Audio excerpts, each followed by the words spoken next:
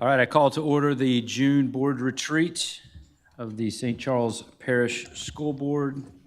Please note that we have all school board members in attendance in the building to be at the table at some point. Here we go. We're getting there.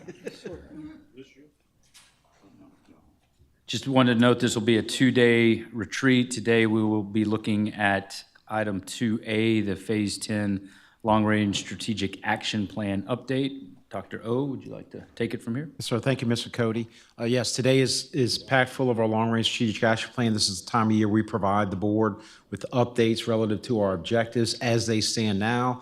As the board knows, we receive data on our action steps throughout the year, but this is the most convenient time because it is summer. However, when Ms. Babin shares as the Assistant Superintendent of CIA, there are data that we don't get until October or July. So at this point in time, we will go through each one of our goals, knowing that this is our last year in this phase. So we will start developing phase 11 going into next year. So we will use the data if those objectives, if the board feels those objectives should remain, then that'll be the launch point for our next phase of our long-range strategic action plan.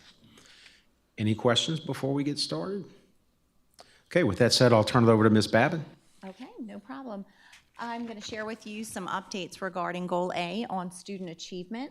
And our goal for this one is to prepare students for success in post-secondary education, careers, and in life.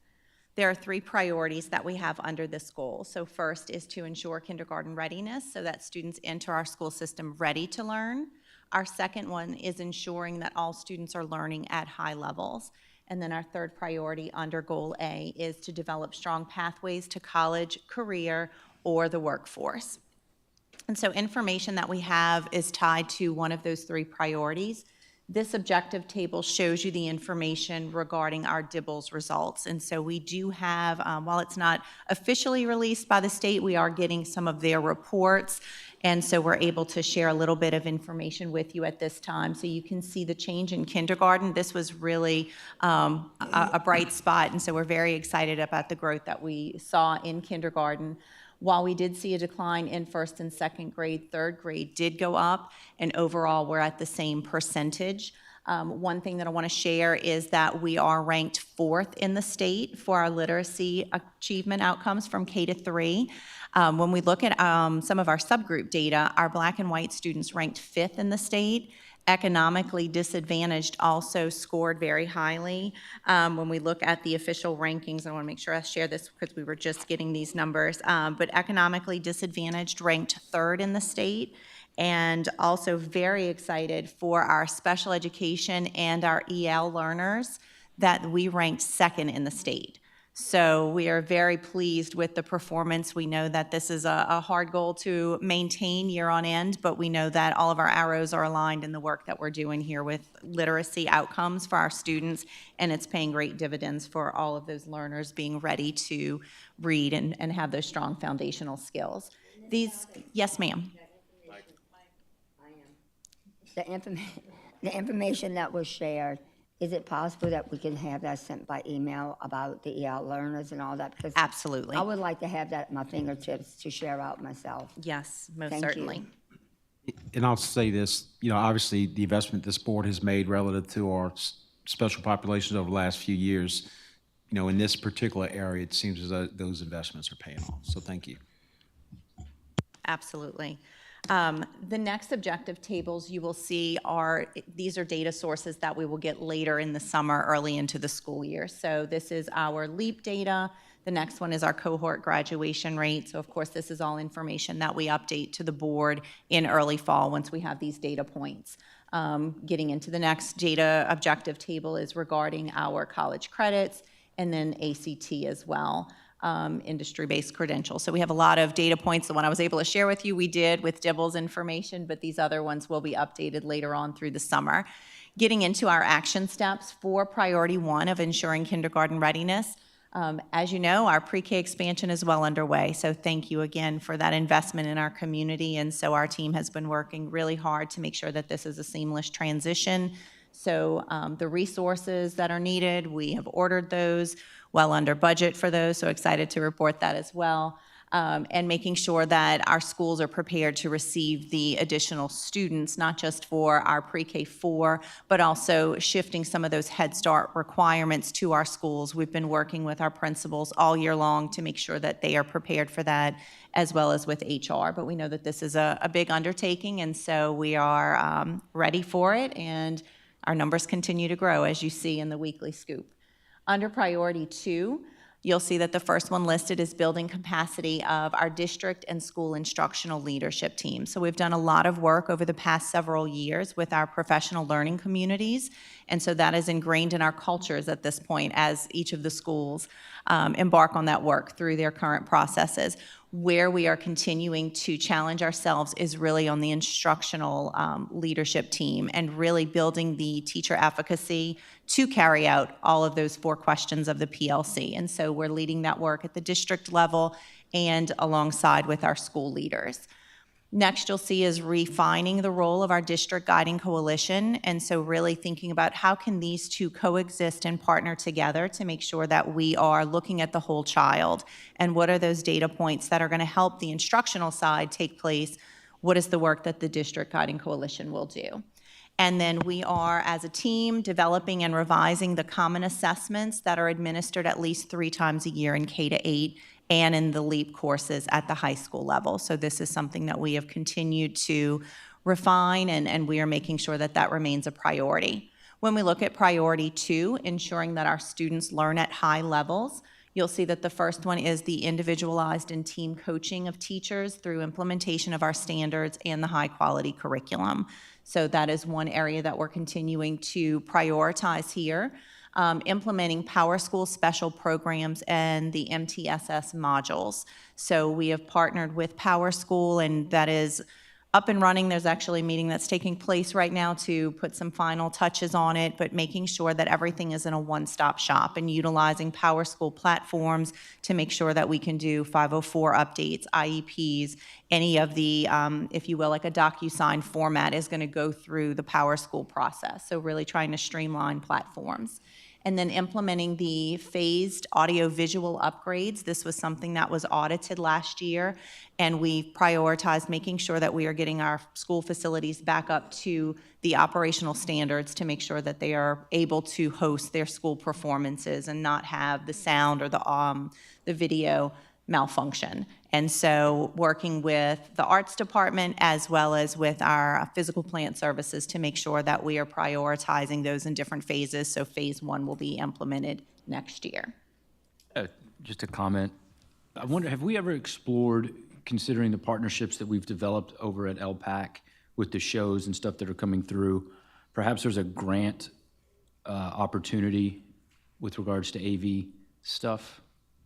I am not sure, but I can definitely look into that.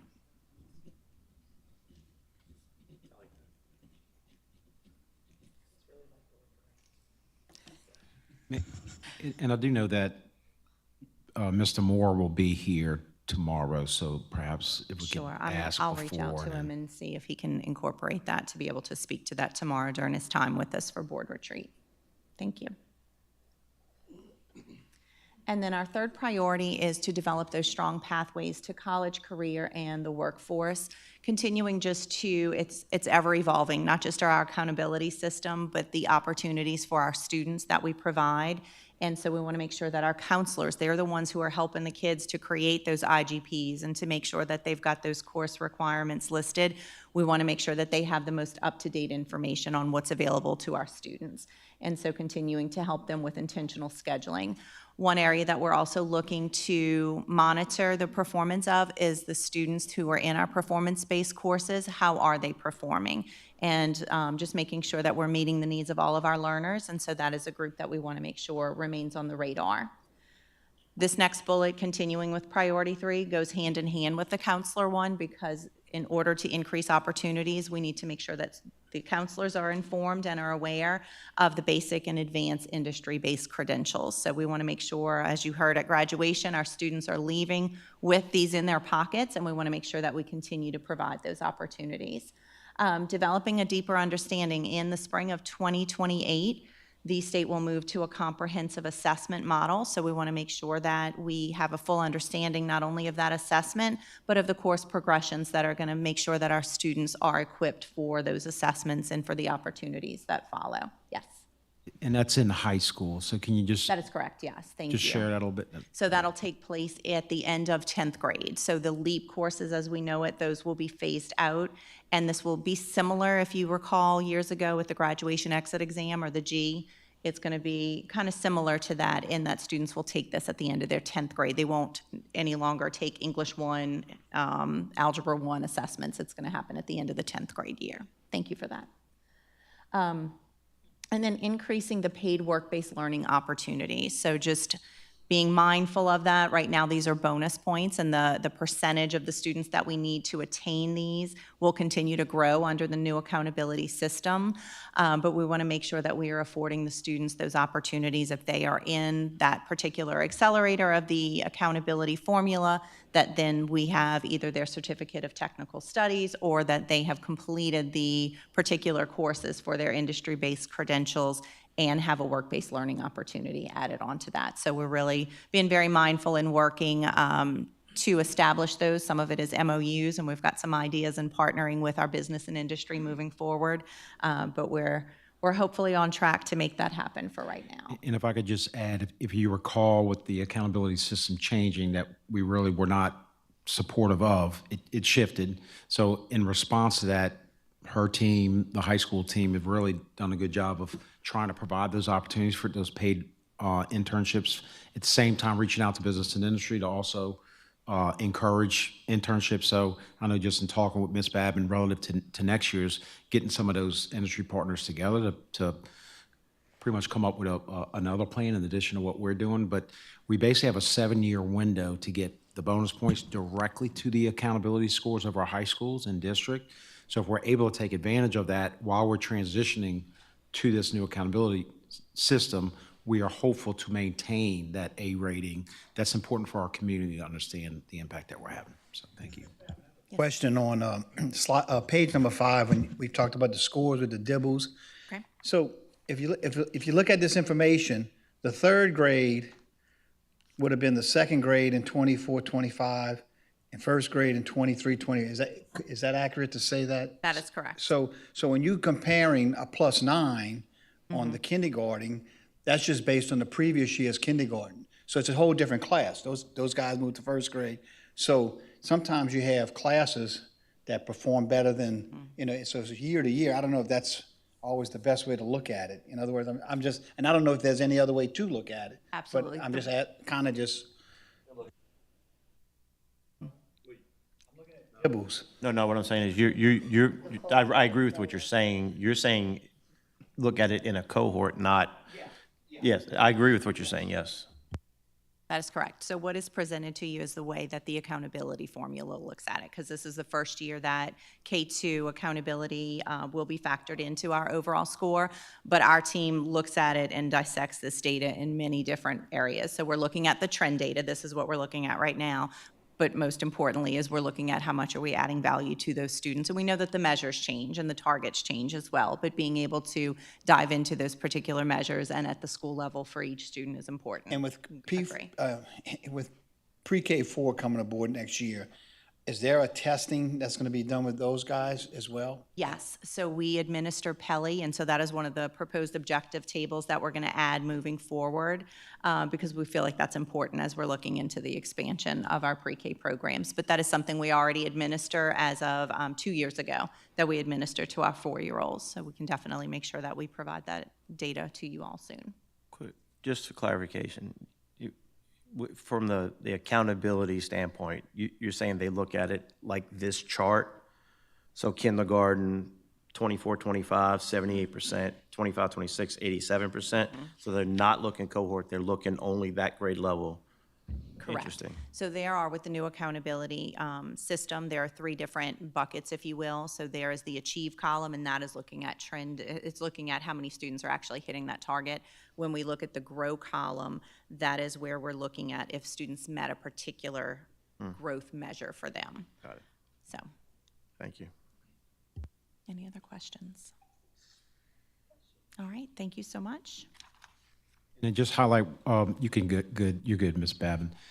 Just as a reminder, as we get data in throughout the summer, so we'll have ACT data, we'll start receiving some LEAP data, some preliminary LEAP data looks very good at the high schools. If you remember the shift we made in adding some additional teachers in those certain classrooms that really need intensive, it seems as though they really paid off. So we're excited to share that when it comes, but just know that it's dribs and drabs for the next 3 or 4 months.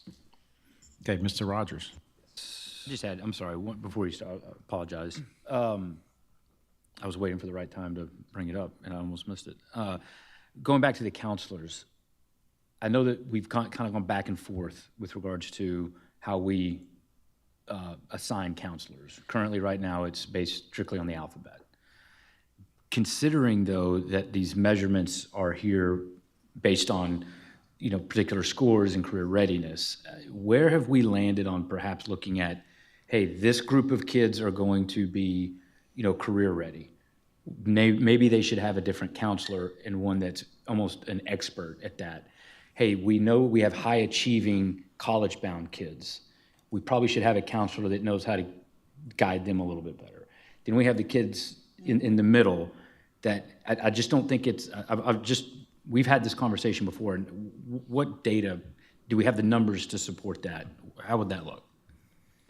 So that's a complex question, to be very honest, especially being a former high school principal and really seeing a transition from something similar to the model that you're talking about, because there was our high schools have a career and technical advisor. I forget what the position. If I could have Dr. Scheck-Snyder, Ms. Christian come to the front, please, Ms. Babin. So we have sorry. So each high school really has almost like a mini department that's supposed to be focused specifically on that, right? Career type counseling and support and setting those things up. When we shifted, so not necessarily probably all like the high achieving, but at one time, both high schools had a model where you basically had a 9th and 10th grade, counselor, and then Destrehan basically went back and forth between 11th and 12th, and then you had the at-risk counselor. We shifted to this model of, the last name with the assumption, and based on some things we saw at other schools, like Gulfport was one really where we got this model. I think Ms. Christian was with me at Honneville at the time, that it is supposed to provide a more, not intimate, but a more, closer relationship with the counselor so that the counselor knows that particular student or child to help them through their entire high school career, so to say. So there certainly are benefits to doing either one. At the time, we really looked at all models that were being used, and we felt this is where we landed that was most impactful. But I'll let Ms. Christian speak first, just because she was a former counselor and was at Honneville, and I'll certainly but ask if David or Angel have any other input. Yeah, one of the things he talked about was following the kids from grade to grade. So in building the relationship with not only the kid, but the family, and eliminating some of the things that you see with accountability in the sense of if a kid is looking to go into college and career or university diploma and going that route, making sure that they're doing the things necessary with the career exploration and things like that, with the courses that they're taking, that they know the kid's goal from 9th grade coming in and utilizing those 8th grade indicators that they've used through Naviance to then follow through with that and eliminate from changing counselor every year, and then having to restart and re-know kids when they're doing that.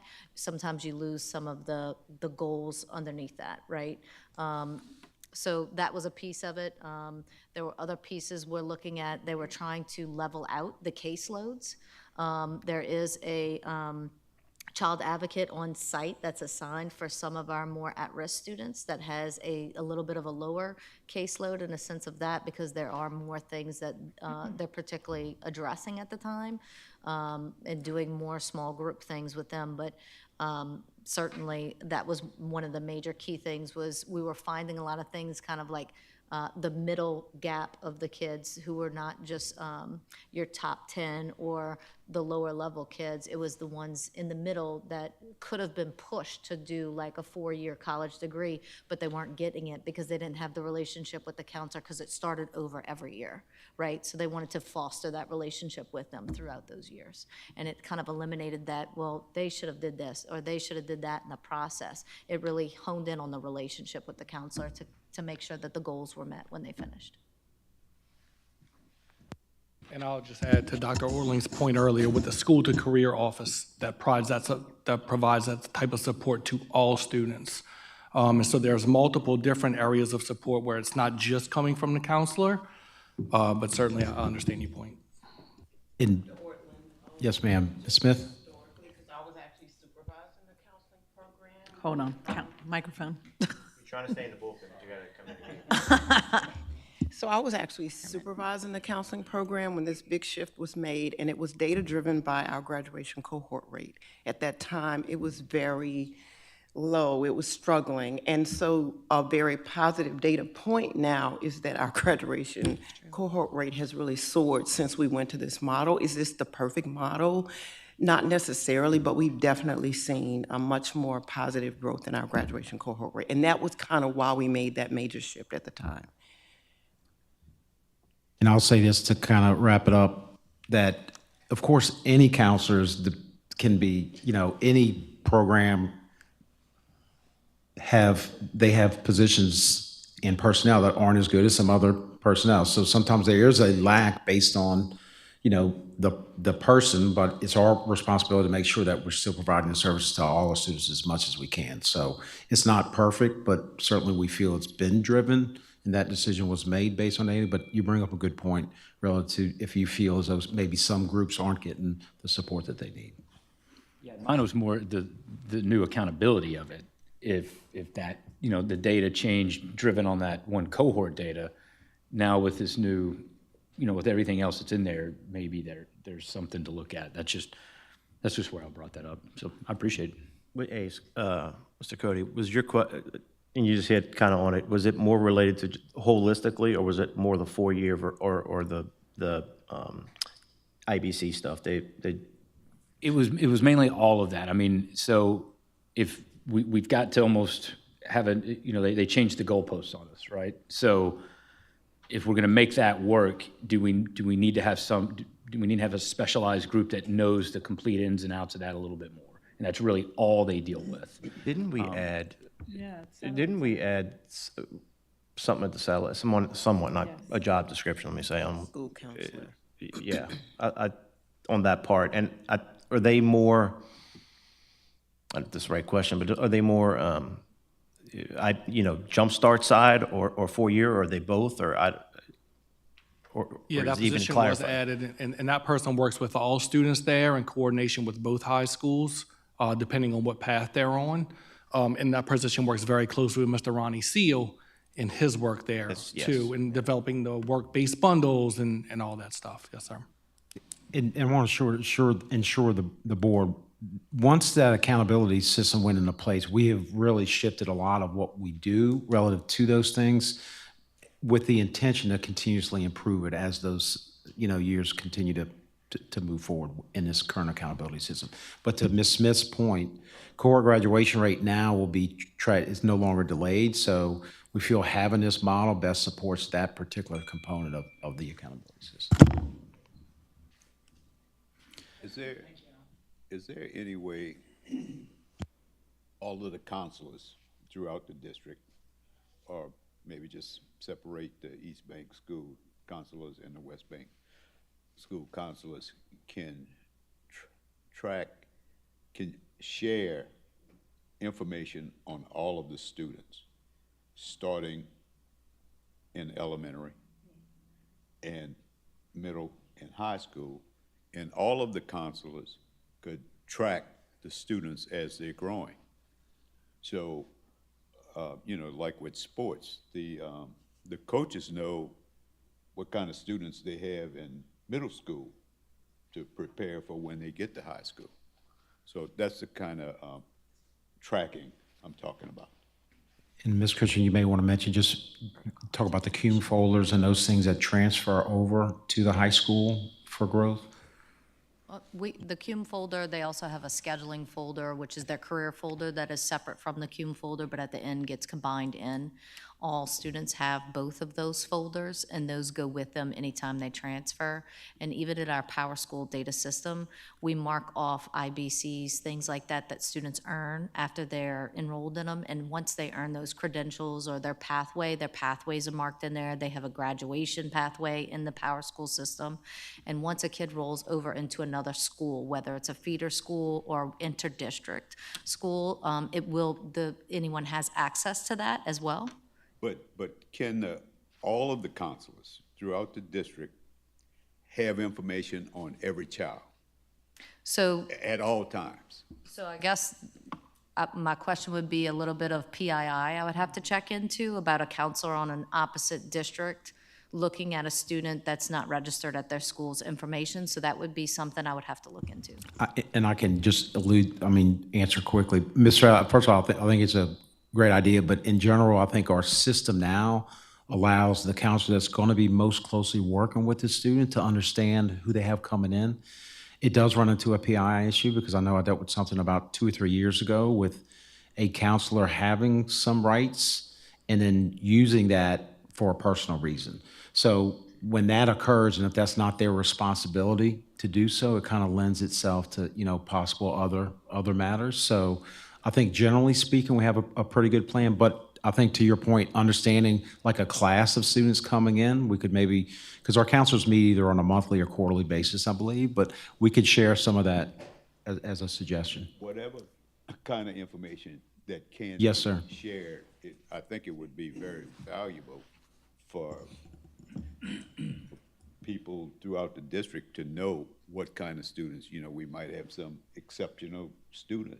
Yes, sir. That you need to be on the lookout for or ready for, or kids with some profound disabilities that, it's coming these children are coming your way. Yes, sir. Be a little It could help. prepared. Yes, sir. Okay, thank you. I believe Mr. Rogers is up next.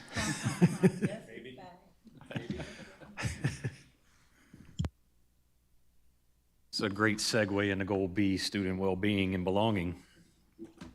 So I'll present the first 2 sections of transportation and child nutrition. If you'd like to take a couple seconds to look at the transportation priorities.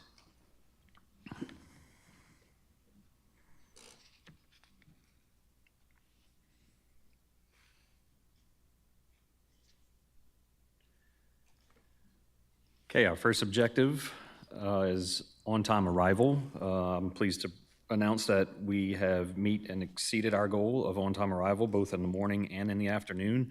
We'll never be at 100% of on-time arrival due to trips and things of that nature. We are rolling all hours of the day.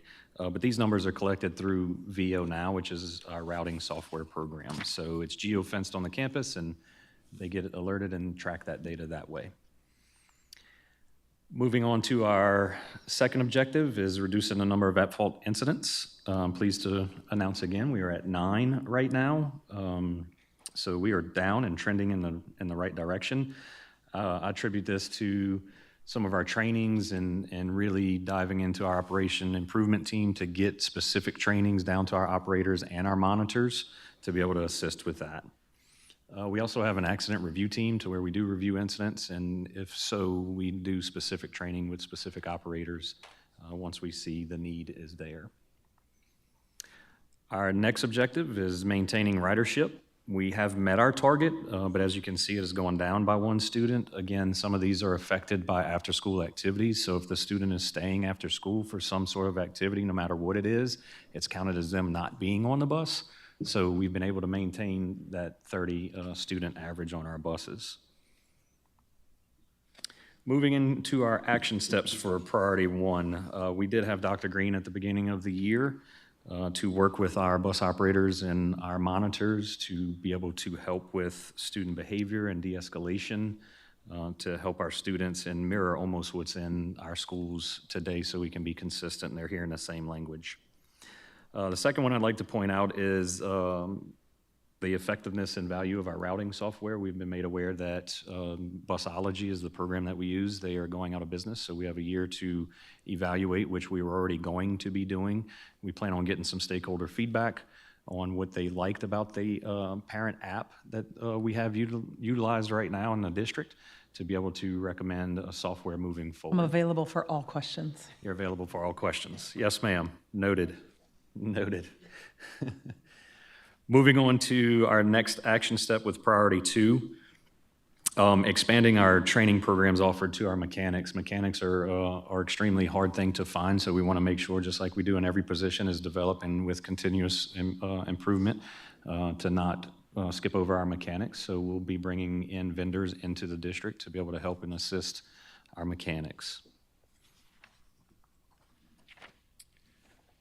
Moving on to priority 3, to develop strong relationships with all internal stakeholders. We've been meeting several times with our special education department, not only with the expansion of the pre-K program, where we'll be delivering the 3-year-old DD students to Bethune and Carver, but also with expanding programs such as the PAYS Lab at the Satellite Center to ensure that our high school students are getting over to the Satellite Center, as well as possible internships for them. I know they have one coming up at Ochsner this coming year, so we're being creative on how we can best serve the needs of our special ed population. Our bus operators were trained in school status by Ms. Hegel, thank you. They will be retrained to where we either get operators that were hired mid-year or new operators going into the school year. This is a program obviously used by our schools, and we think it could be most beneficial for our bus operators as well. So they're not texting from their personal phones or having conversations from their personal phones. These are all things that we have in place within our school system, so we felt the need that we could take advantage of it as well with our operators. Any questions from the transportation side? With regards to priority 1, develop a plan to effectively manage student behavior, de-escalation training. If I remember our conversation, we were going to, with how well the 45-day suspension has been doing, we had talked about doing something comparable. And I could argue you make it even more drastic because it is a moving classroom. Where did we land kind of on some ideas there? Yeah, so we're working with our principals right now to come up with, within the discipline code of the student code of conduct, to make sure that we are implementing the processes that they have, whether it's a student conference with the parent and moving up the discipline ladder with that. So as far as expanding to the 45 days type model, we're still looking at that to see what's an appropriate consequence for the behavior that was on that bus. So while, yes, we are looking at it, it's not implemented at this time. What percentage of our buses have monitors? I would have to get that information and get back to you. I know we have increased some of our monitors with our longer routes. You know, when we have a school that's going out to the Munster, St. Rose, or the AMA, Kelowna, Bayou Gauche area, those have monitors, but if it's included in the IEP, you know, you have to have a monitor on that bus. So if we have a bus that has some discipline issues, I guess you can say, we evaluate that bus, and it may be a shift in personnel for the monitor to be able to handle those behaviors, and they may shift to another bus once everything starts de-escalating. But I can get you a specific number. And back to Mr. Cody's question, I do know, I thought, Ms. Christian, that came up, did it not come up Friday? But it's certainly something we can, or Ms. Smith, it didn't, I could have sworn I remember somebody saying something about. We included the language of the bus operator because it was specific to teachers when it came to discipline. A different section, yeah. Right. So we'll talk about that with executive staff. Ms. Christian, let you have, you got to be at the mic. The language they're talking about is the student code of conduct, which drives our discipline charts and things like that. And so what they're explaining is that we invite numerous people from stakeholders across the district to come in, including parents, school board members, everybody in there. And we take a look at our student code of conduct to make sure that we're all-inclusive and equitable in our practices. And one of the things that was brought up, he's the director of transportation, was that we were saying all students, all kids, but not saying on the bus as well. So we made sure that that language included that across the board, so that if we had to reference it, it would come back to that. So that's what document they're alluding to. That's all I was going to say.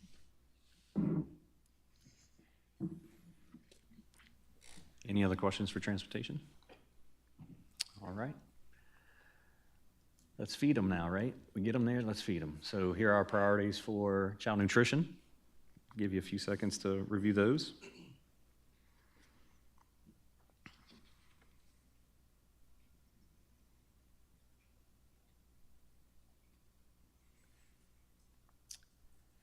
And our first objective, you can see our numbers there.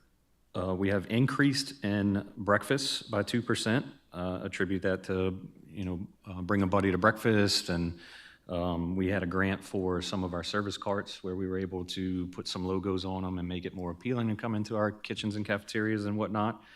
And again, we increased in our lunch service as well, so 69% of our students are participating. Do we anticipate, because of the, we no longer going to have fully funded lunches for everyone, do we think these numbers are going to go down?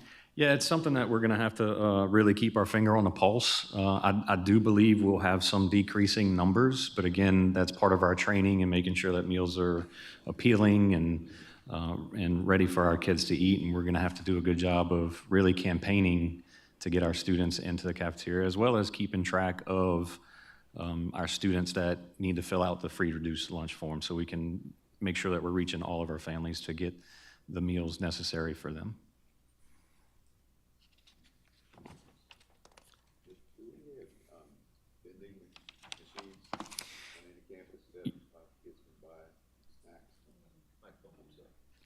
Do we have vending machines on any of our school sites? We do. We do have vending machines.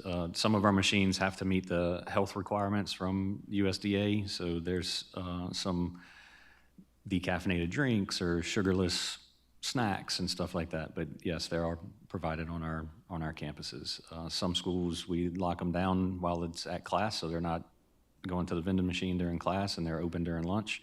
So it varies with what's offered in those vending machines. Good question. Let me ask you a question. Yes, sir. And this is just a quick question, because I guess it's just a semantics kind of thing.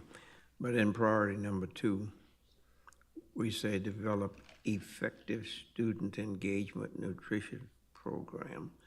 What is an effective student engagement program? Or do you mean an adequate?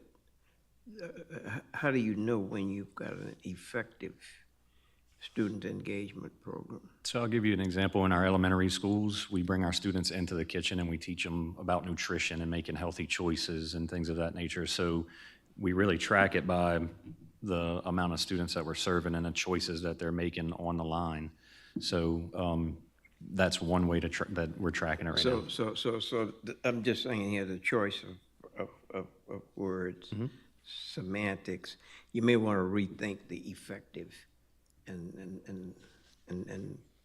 go to another term, because what you're talking about a quantitative kind of thing other than an affective kind of thing. Gotcha. Yes, sir. That'll be a good recommendation as we move to phase 11 for next year. Okay, so moving to our action steps with priority number 1. This is a big one of implementing the measures to transition from CEP to the paid meal program. We do have a tracking document that we are using with goals and target dates to meet. For instance, one of them will be heading out in our report cards of the flyer that will be getting to all of our families on what it costs our family and why we went from CEP to a paid model, because we don't meet the federal regulations. We want to make sure that that was out there as well as what it'll cost a family with what stage their student is in within our school system, so they can be prepared. Another thing is Ms. DeRoche has met with all principals to talk about collecting of funds and communicating with parents. We're going to be tagging Ms. Hegel in again to get our cafeteria managers access to school status so they can appropriately communicate when we're getting deficient funds, and if they need help to reach out, or we're going to continue to reach out to them to make sure that they're filling out those free and reduced forms. Yes, ma'am. But every child that comes through the line, whether they have money or not, will be fed. We are working through that. Our managers have already been trained with language to be able to feed our students that come through the lines. We're looking at some funding that's available for our students. And again, really going up front with the communication with our families and if they need assistance to be able to be there for them, because we want to make sure that that child's fed that meal. Yes. Yes, Thank ma'am. you. Yes, ma'am. Okay. Going to action step number 2, and this is getting into the marketing and really getting into the social media type of stuff and our digital menus that are up and around our cafeteria areas. It's even more important now to tell our story on where we are and what we are serving and our appealing meals, as well as getting student feedback on what they enjoy and what do they not enjoy. So it's really trying to get to the front lines to see what we need to be able to serve for our students to be able to keep our numbers increasing.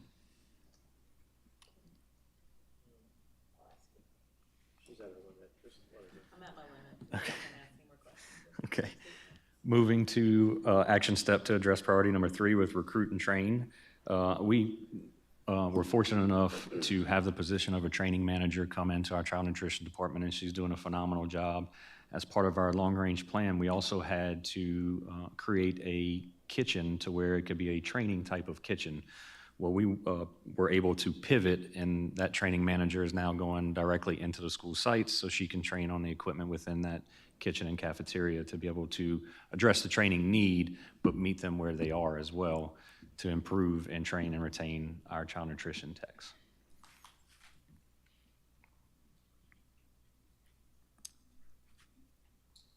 Okay, priority 4, provide modern kitchen facilities. Again, we spoke about the training facility, but it has really helped our numbers with the expansions of Destran and Hornville, as they have 2 lunches now. So if you can imagine serving 750 students at either lunch, that expansion for seating area to where they feel welcomed, as well as Hearst and J.B. Martin to be able to accommodate the amount of students that we have that are eating at one time.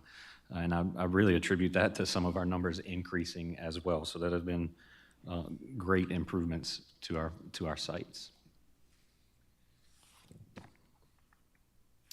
Any questions?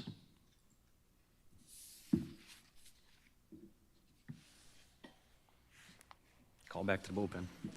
Okay, Ms. Christian.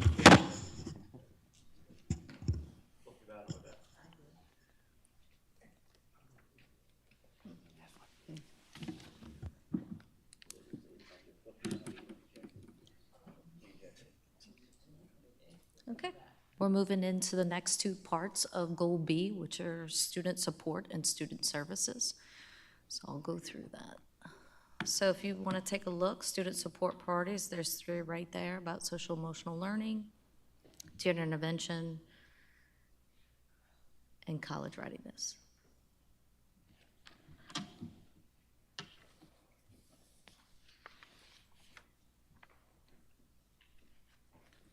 Okay, first objective. On that, just real quick, on the priorities, I think we were just talking about it. The 3rd bullet, is that students enrolled in college, meaning 4-year, 2-year, or does it matter? Are we split at all? From my knowledge, it is the college of the first year and high school after the second. So it could be either or, technical or 4-year. I have a question, and no thought about it whatsoever. Why do we feel that's a priority to increase the number of students enrolled in college?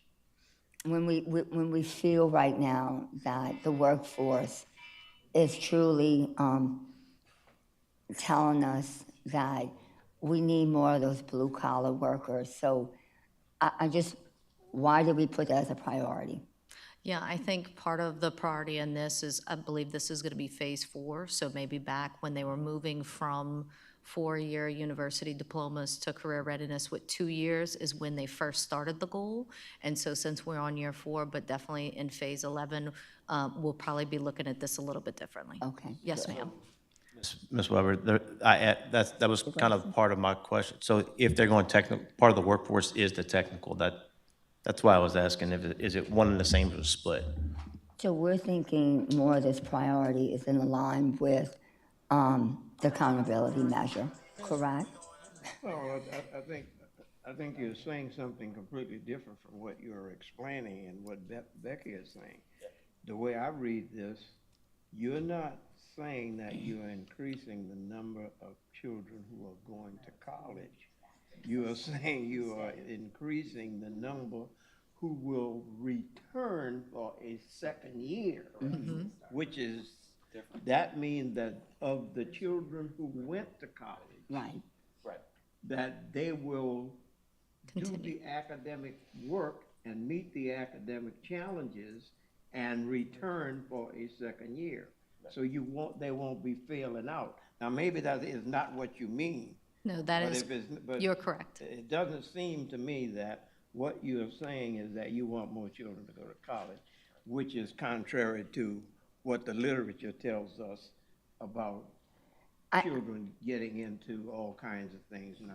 Yes, I mean, I agree with Mr. Smith, but what I'm thinking is, why are we even wondering, I'm just wondering why is this even a priority for us right now when, as I said just a few minutes ago about the workforce, but I understand probably the accountability measure probably drives us, if I'm not wrong, Dr. Ortling, of the directions of what we need to set up our priorities. Am I thinking So- this correctly?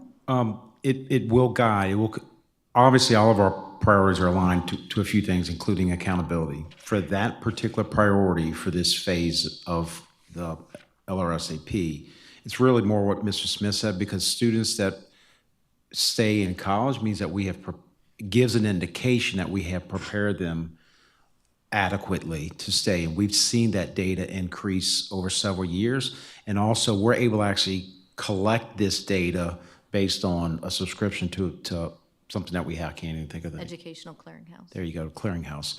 So that, I think, is the main reason that drove this, is to make sure that it's an indication of whether or not we're preparing students to be successful in Yeah, college. and I'm just wondering, why is that even a priority? I mean, I'm just thinking, I understand you have to collect that data to give to the clearinghouse. I understand piece whatsoever.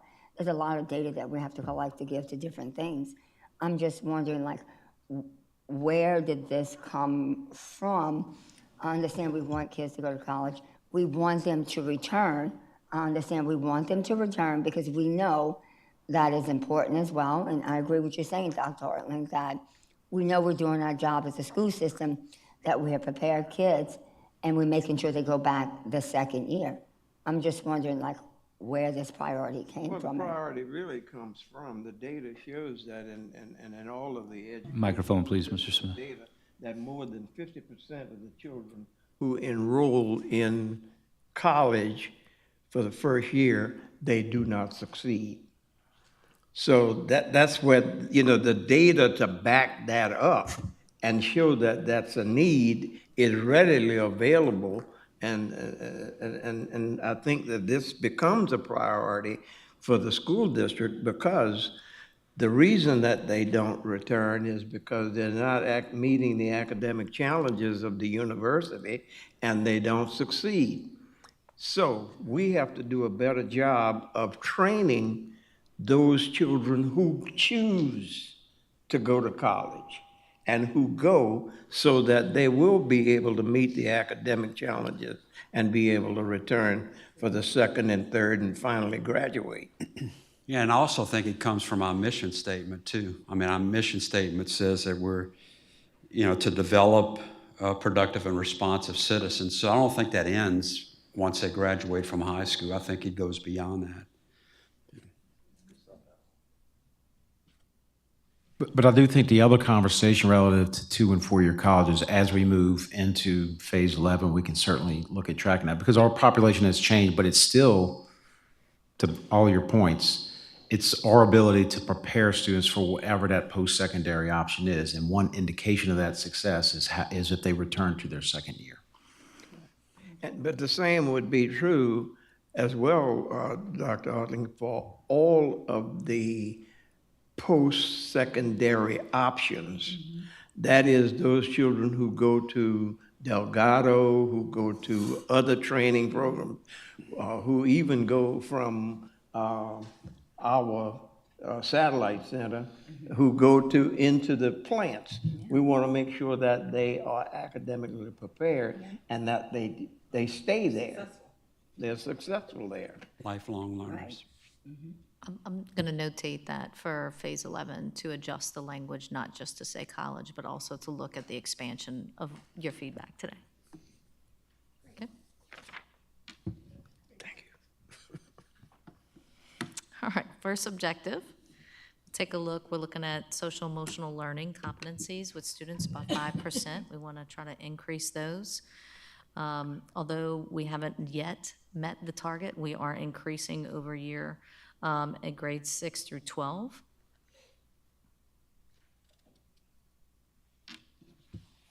Look at our next objective, increase the percentage of yes responses from middle school students from high school counselors' needs assessment by 5%. We have seen a 2.93% increase with that as well. So not quite to the target, but making some progress. Next objective is increase the percentage of strongly agree responses from families on the school counselor needs assessment by 5%. So not only did we look at the students, we're also looking at the family's response to see if they are in tune with the school counselors and those responses on those assessments by the stakeholder survey. We have seen some increase over time with that as well. And also, just to point out, when we were taking a look at the data, if you look at the agree and strongly agree, the percentage even goes up way more than that. I think this is, well, at least for JB Martin, the counselors also used school status and reached out to parents and let parents know. We met with all 7th grade girls today and discussed this. We met with the entire class today and discussed all kinds of stuff. For me as a parent, that was... Yeah. Because then you know how to answer this question. Like, I don't know if middle school counselors are meeting with my kids if they don't tell me.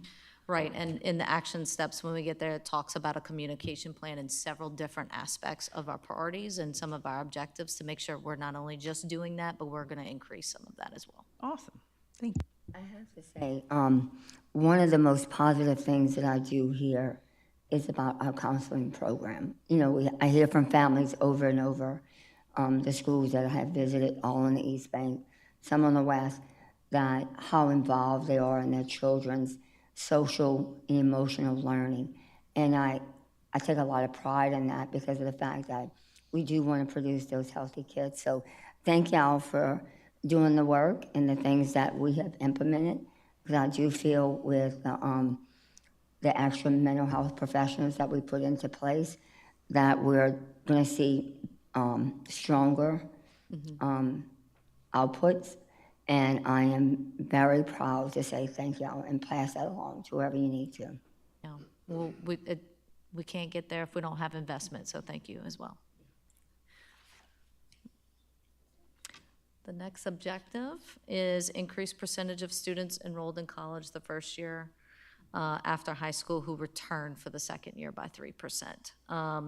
And if you can see, we have a little bit of an increase from last year, but progressing upwards in that trajectory. So for priority 1, going into part of the action steps, just to give a little bit of detail, if you'd like to read through that, I'm just going to say some high points there. Part of the kickoffs with the social emotional learning in our 7 mindsets, the investment there to expand that this year into all schools. So the pilot programs and the feedback we got from schools and principals with that. Part of the beginning of the year kickoff is going to be at the 2 high schools for the students, as well as doing the new schools at the elementary level that did not have this previous years, and doing that this year at the beginning of the year and getting them on board. So again, expanding that social emotional learning across the district, so all of our students have equal access to those programs to help them with that as well.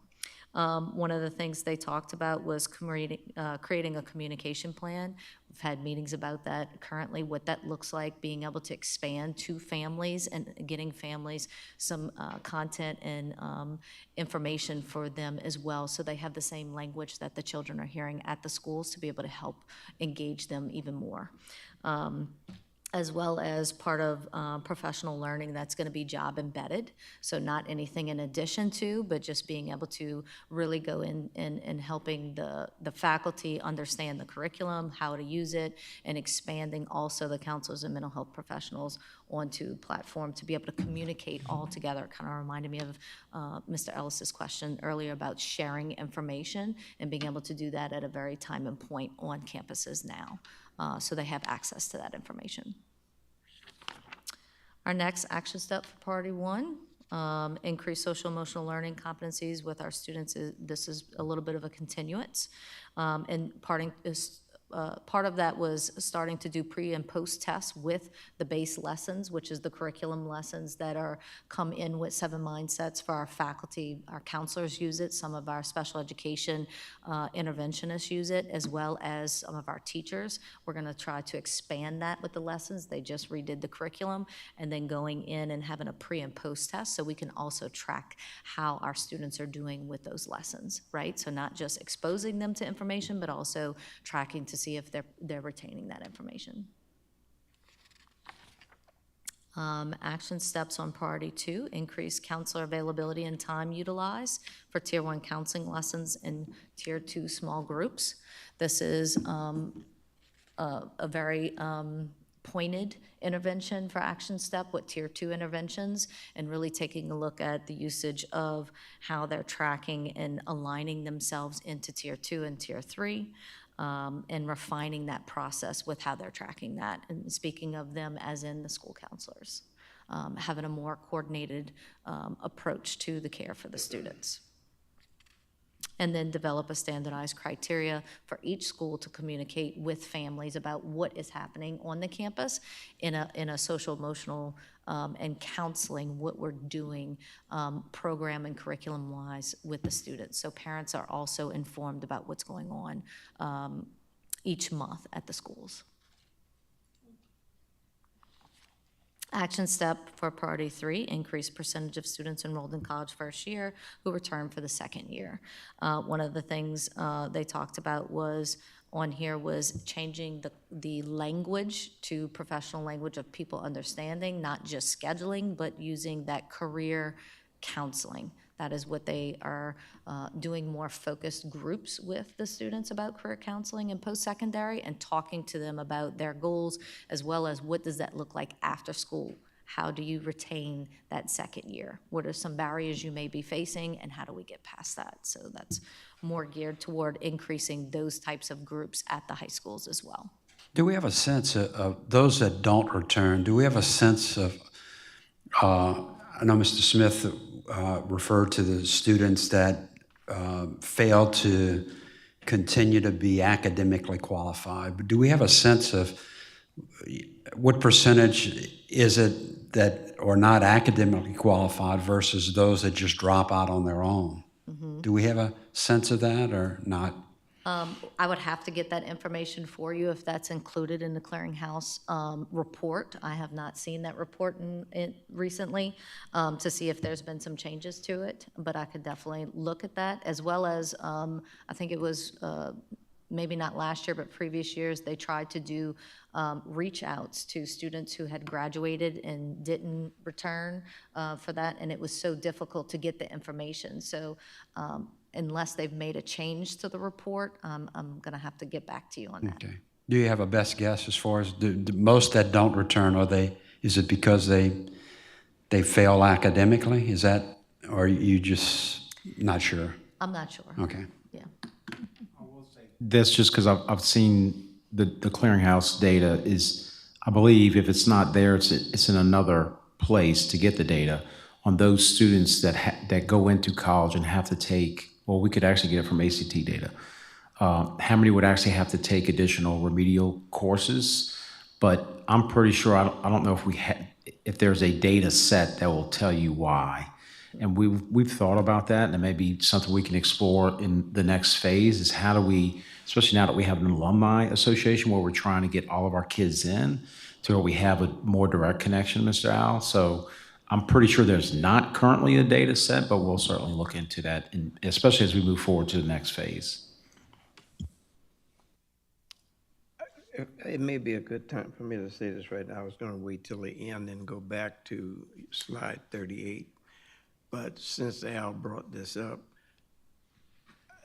we have to be very careful how we use that tracking data that you're referring to. Because the tracking data that I've looked at, it does not disaggregate that data.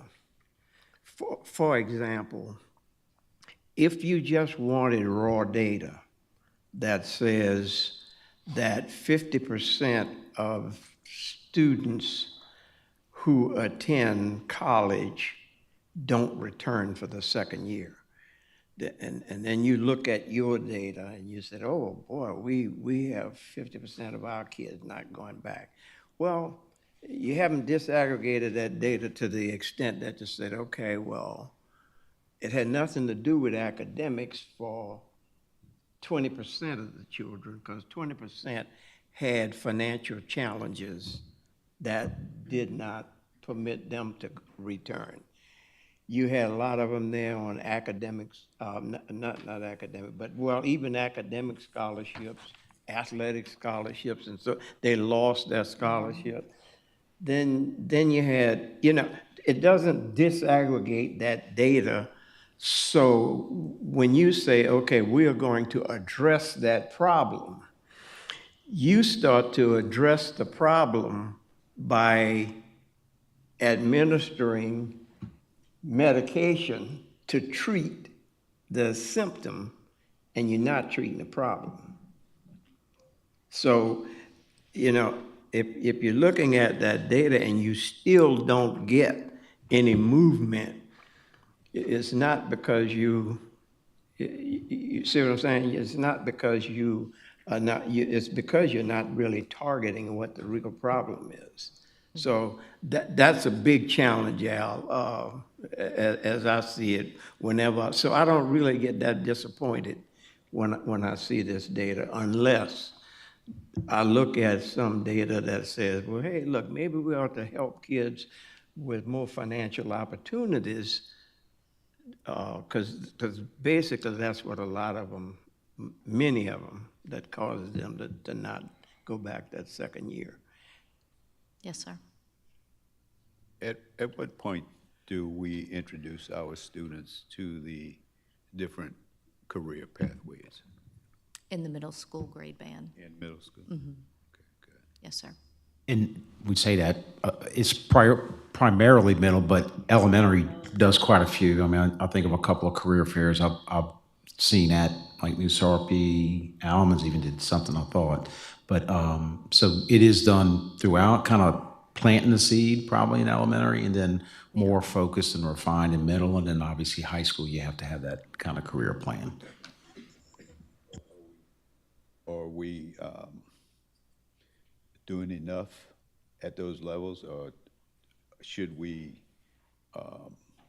increase the exposure and to what they can prepare themselves for in middle school, to be ready when they get to high school? They're not just finding out about the pathway. And I understand you say you do it in middle school, but Yes, sir. is it working well? I feel so. I mean, we remember what we invested in a couple of years ago with Naviance, where the middle schools do have a stronger focus specifically on their career paths. They also have the individual graduation plan, which kind of focuses the counselor to have the conversation with the student, mapping those things out for high school and possibly after.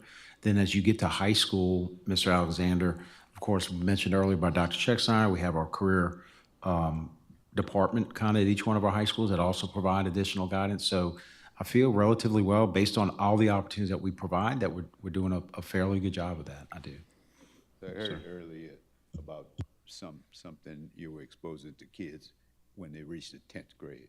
I heard that earlier this morning, and I just want to make sure we're not waiting until a child gets to high school to learn about the opportunities available, you know, when they get to high school.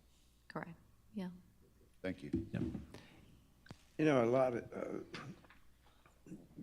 maybe 15 or 20 years ago, we embarked upon a educational process called career education. I don't know if you remember that, Ken, but when we started that, I think lessons that we learned from that was that, number one, you don't direct children into areas. You, as Ken was saying, we offer a wide variety of options, educational options, so that our children can make choices as they proceed. And I would not like our counselors to be involved in directing children into anything. That's something for the children to choose and for their parents to choose. But I'm comfortable as long as we've got a curriculum that focuses on the 3 A's that our president always talk about.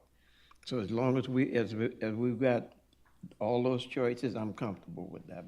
But to start to directing kids, and that's a dangerous path. And just one note, I'm sorry. Please make sure that you lean up and are speaking into the microphone when you talk. Let's make sure the microphone is on. They're having a hard time hearing some of the members of the board when they are speaking. Thank you very much. Put this one up here. Bring it a little closer. Any questions about those goals and priorities? I'm going to ask the same of my staff too. If you could just lean forward a little bit, Ms. Grisham. Thank you. Yes, sir. I feel like it's in my mouth. Okay. All right, next set of priorities is our student services. Yeah, we have giggles in the back. So if you take a moment to take a look at those two. Mm-hmm.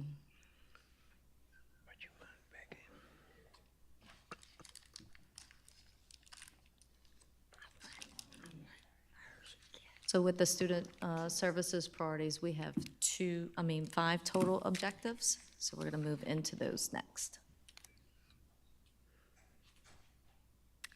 So first objective has to do with our student health services and immunizations. And the compliance rate there, we wanted to exceed 95%. We have met our target this year with 95%. So they've done a lot of work with getting with families, communicating with families early, getting that information in. The next objective in the student health services is to meet or exceed 97% vision screening compliance rate. And as you can see, they have met those targets for the past 2 years. So we'll be looking forward to maintaining that and taking a look at some other health service priorities we need to shore up. If you look at the next objective, meet or exceed 70% SEL competencies favorable responses on the Panorama survey. And if you see there with emotional regulation and managing feelings, they monitored both of those. Our target was 70%. Although we didn't meet the target, they are showing progress towards that. And I think that's something you see with the other data we just looked at, that although we're not there yet, we are expanding and acknowledging that program and trying to work towards that. Our next objective goes into child welfare and attendance, decrease suspension incidents by 3%. At this point, we did decrease our incidents of suspension across the district this year. And our total was 8.9%. I think that's part of where when we talk about investments, we talk about a lot of not only the mental health side of the investments, but also the administrative investments that the board has made with the deans of discipline, things like that. What I am seeing across the board in the data is more restorative practices. One of the things about expulsions that we were a little bit worried about with the district when they changed the law from four suspensions down to 3 suspensions as a recommendation for expulsion. We thought we were going to get more recommendations for expulsions, and we did not. We actually saw less suspensions across the district, as well as our 3rd suspensions were really for expellable offenses. It was not a culmination of things that the student was not behaviorally targeting. Ms. Christian, I think yesterday, it was on the governor's desk, House Bill 283, which is the assault of a teacher is an automatic expulsion now. I looked through the bill. Is there an age on that, or is it just for every K through 12 student? Is it, There's not an age, no. I mean, which is why, and look, that's one bill we have been very actively against through LSBA, us, our LASA organization as well. But it's one of those situations where you have 1 or 2 people going to give this story, and people feel, impelled to, to go through with that particular legislation. So for us, and because it's Teacher Shield, we went and testified against all the reasons why it should not be. In fact, I think Ms. Gray did. She testified there, we received positive response, but currently right now, no. So it's going to create some challenges for us. We are hopeful that the if I'm government. not mistaken, it passed without any opposition, correct? No. So, now, right, correct. It's sitting on the governor's desk to be signed. That's correct. I have always wondered when I look at these kinds of objectives, I've always wondered whether or not we actually reduce suspensions because we decide to tolerate certain behavior, or whether or not we implement certain programs and practices that actually treat the behavioral problems that children come to school with. And I have yet been able to determine whether or not we actually treat the problem or whether or not we tolerate the behavior. What's your take on that? I think it's a great question. I think some of our programs that we put in place, like the violence prevention program, we see the decrease over since 2022. We had almost 200-something fights in the district across the board, totality. And then you see, even if it is a deterrent program, whether it's with fights or vaping, we've seen a decrease in that across to now to where we're looking at fights being at 129 this year. So I think that the pieces of treating the behavior of the fighting is in that program when they do go for the 45 days, and there's SEL lessons being done at Landry Educational Program Center. There's individual counseling being done. There's restorative circles being done with our student advocates to try to get to the root of the incident, what the behavior was, why did it happen. treating that and then trying to come out the other side. And we have seen this year that there was a decrease in the number of students. I think there were 0 kids who refought, who were up for that. So that would be one example. I think we're looking at ways to increase Tier 2 interventions across the district to be able to target certain behaviors, to be able to reteach a behavior for a student, and taking the time to be able to really address what is going on with the student for that behavior, not necessarily the why, but what the behavior is and how can we address that. So as you move around the district and look at the data, what specific violations do you think contribute to more student suspensions? At the elementary level right now, the high incidents that look like they repeat are students of like conducts, interests, or habits, right? So they're in line and they slap each other with their ID, or they want to cut the line and get to the water fountain and they put their hands on each other. So it's, if we can break that down and mirror it with our 7 mindsets and kind of take a culmination of the whole child about re-teaching behaviors and the approaches to that, certain suspension codes we're looking at there. So like conducts, interests to behavior, interests that we see. Now we've got everyone across the district coding fights as fights. So we saw an increase in elementary this year in fighting or participates in instigating a fight because they're no longer using other codes, right? So we all have a very defined way of doing that. I also think in certain suspensions, those things lead to later on, if you see someone who has had those through elementary and middle, it could be a predictor for a fight at the high school if they don't learn a different behavior by the time they get there. That's the goal, right? To decrease those incidents in elementary to where you don't see them in middle school, and then you don't have the fight because they've learned the ability to how to navigate those things.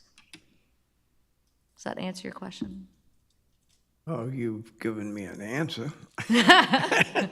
I can probe a little bit more, but I don't want to.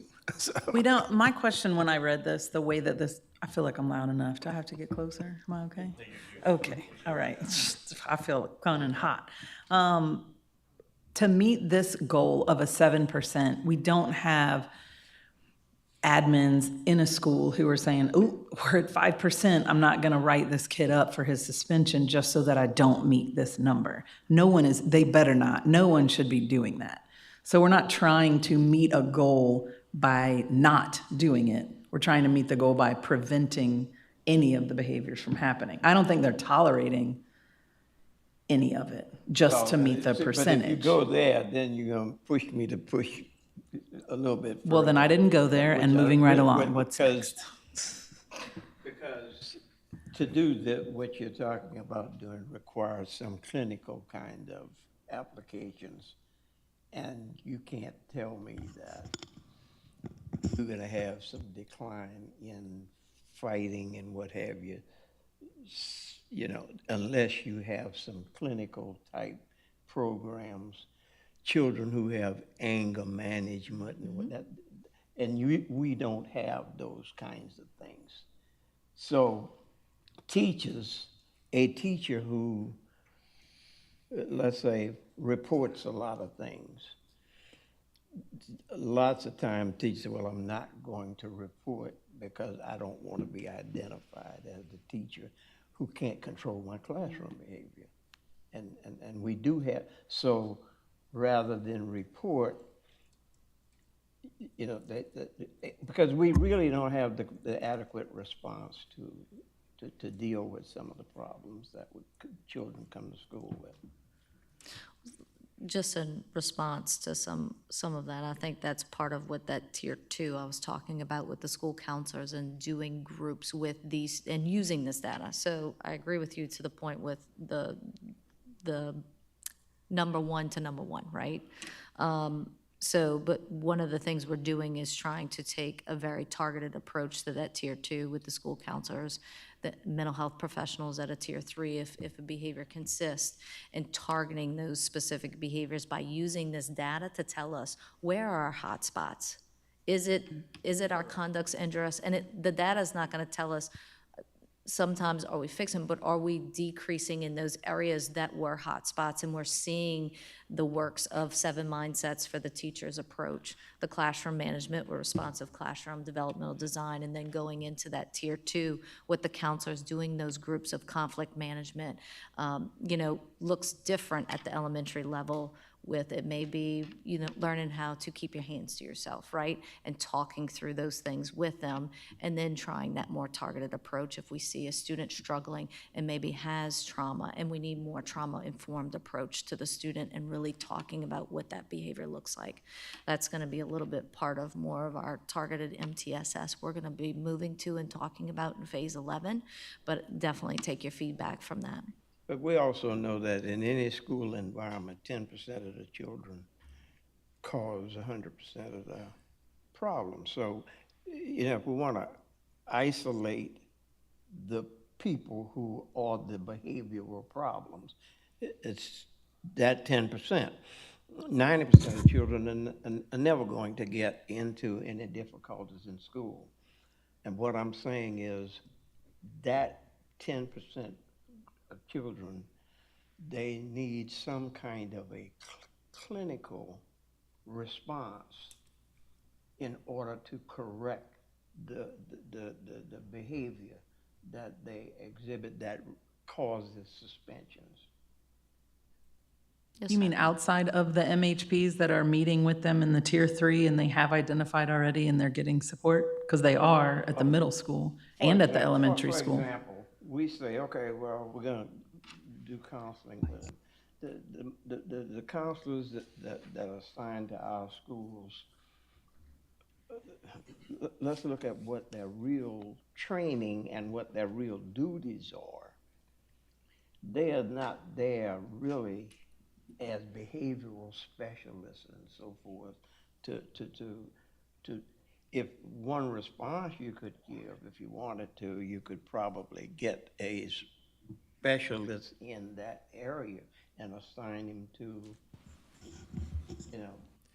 a school that has a high number of, but we say, we're just gonna send him to the counselor who is not trained to deal with that kind of behavior. He's a kid who makes sure you got your credits and make sure it's a different kind of a response. So- And what you need a different kind of response to address the problem. Dr. Arlen, wouldn't we go through the process of RTI, our response interventions, if we have a child that, I know at the elementary level, you look at that data very often with your school improvement team, and in your team you have your administrators in there, and they see this data, and they see in this child who is exhibiting these extreme behaviors, well, your protocol is I'm going to make sure they go to that response intervention team, which normally sits your counselor, a behavior specialist, somebody from special ed, child welfare. It could be numerous of people and the parents as well. And I would think from there, you would put some things in place. Is that still typical of what happens, Dr. Hartling? It is, in reference to that, as well as Mr. Smith's comment and Ms. Christian's, we have identified gaps in our behavior tiers of support, okay? Because we do have mental health professionals that are trained in some areas from a clinical perspective to provide that support. But refining it and using our behavior interventions that are also trained in that format is the direction that we're moving towards to make it more consistent across the entire system. So Ms. Christian has, initiated soliciting feedback from these different parties to where we can have a multi-tier system of support with that clinical piece that Mr. Smith is referring to in tier 3 with our mental health professionals paired with our behavior interventionists that we have. I think we have 2, Ms. Babin. 2, or Ms. Smith. Okay, so utilizing those those positions in a more refined way that targets specifically about what the board is talking about right now. So our plan is to get better. Are we there yet? Not quite, but we certainly are working towards that. We're providing some of those services now, but we want to be more consistent in our approach across all our schools. The key thing here is to really look at the data on, as a board, you know, when we look at it, keep in mind the children who are behavioral problems in school are repeat offenders and what have you. So if you look at data that says that you had 100 incidents in a particular school, you could only be talking about 20 kids who contributed to the 100 incidents. And so you're talking 20 kids out of 800, 600, 500 kids. It's not a big problem. But then to these kids, they've got 2 and 3. Before he gets to us for expulsion, he's committed 3 offenses. So now you got 3 offenders times the number of children. That's what the problem is. And so it doesn't mean that your school system is failing. And you have to look at, okay, well, what are we gonna, how can we target the real problem? And oftentimes that requires a specific kind of treatment. But Yes, sir. I think, you know, overall, I think we're doing a great job of trying to do what we can do with what we have to work with. Yes, sir. Thank you. The next objective is in child welfare and attendance is meet or exceed 97% average daily attendance rate. And you can see we are continuing to increase to that number. One big push that was made this year was the attendance campaigns across the district. We had 100% of the schools engaged in that, and really found some joy for the students with some of the activities they were doing at the school level and some of the things that the principals were making initiatives for the students. So it was positive on both ends for there. I think the partnership with our judicial system as well as our communication, some of our communication changes we did with families as well is starting to help them increase those percentages. Action steps for student health services. So we're going back up to the health services part of our long range is establish and strengthen collaboration with dental service agencies and increase non-medical staff for first aid services. The next action step for our social emotional wellness is to increase tier 2 interventions, targeting essential behaviors identified. We want to enhance the K2 screening to really take a look at that screening right now and how we have it. We want to expand and train both counselors and mental health professionals on Panorama so that part of the communication that we talked about was real time together and they can see interventions on a student at any given time if that is a student that they service at their school. And then just kind of a touch point is develop that MTSS district-wide targeting behavioral interventions and increase our services there.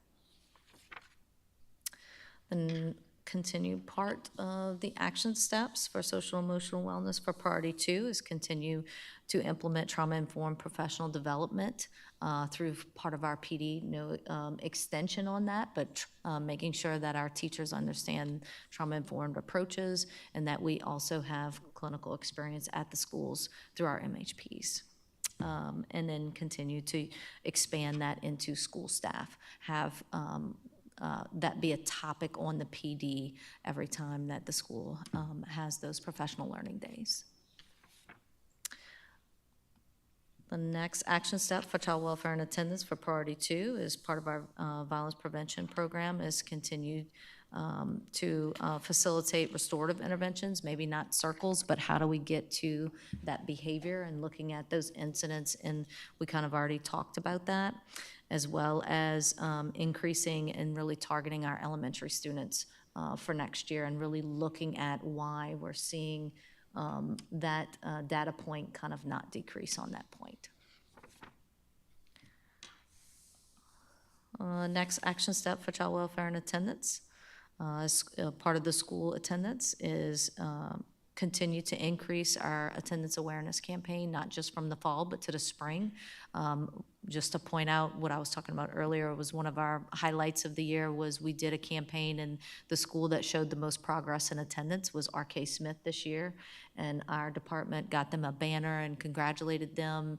The school staff there, one of the things they told us about the incentives was that they started to bring back dances for the students to have a kind of a community engagement around attendance and making that an initiative, and we saw their attendance rates just soar.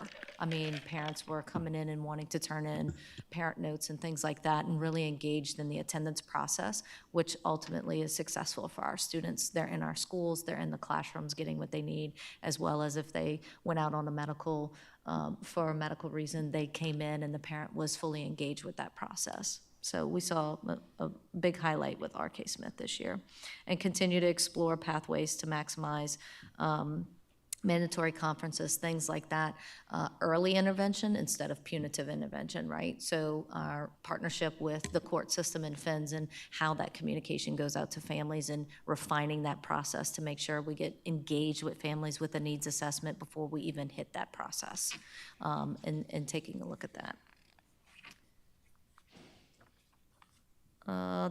Also, with the action step with child welfare and attendance, before and after school child care program, identify the state compliance measures, making sure that we're still up to compliance with that based on staffing and areas of growth with our students, taking a look at our staffing right now versus where we were in the past 2 years and what the needs of our population is that we're servicing there, and making sure that we're aligning to the needs of those students at each site.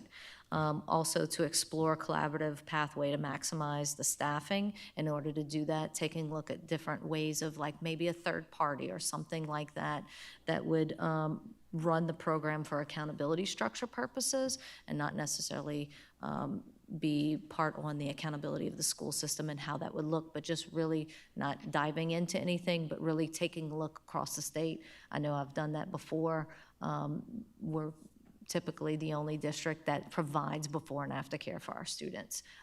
There's one other, but it is not affiliated with the school system. It's a third party running it. So getting some more information about what that looks like in those structures. And that is it for the student support and services section. If we have any more questions. I have one question. I heard somebody else was, I'll yield to whoever it was. I'll go ahead. I just wanted to know if R.K. Smith was recognized for the attendance. Yes. Did they come to the board, a board meeting? They did not come to the board meeting, but we did call the administration and we advertised it through our social media, as well as, I think Dr. Ortling put it in his scoop, and we put it on Facebook and all our social medias with the presentation of the banner, and the students had their dance. They were announced as the school with the most progress across the district. I saw some of that on my Instagram page, but I think that's very noteworthy, and they should be invited to a board meeting for board and superintendent's recognition, just to highlight it. Okay. A little bit more.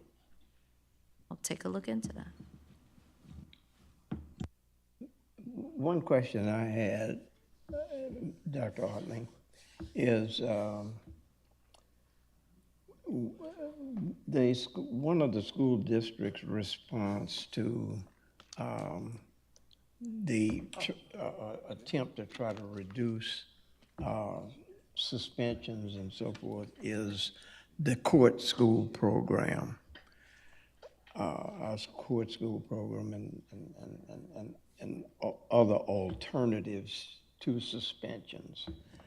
When we talk about being able to provide a response to children who wound up in these settings, have we taken a look at the relative effectiveness of those programs like our court school program? What data do we have, for example, children who go to our court school program, how many of them are repeat offenders? Are they getting in those environments that we have set aside as our way of providing alternatives to suspension? That's what I mean when when we talk about trying to do something to curb that problem. Yes, sir. How effective are we being? So both Landry Alternative Education Program Center as well as the district follow that repeat behavior. If students are expelled, if they're, that's loud.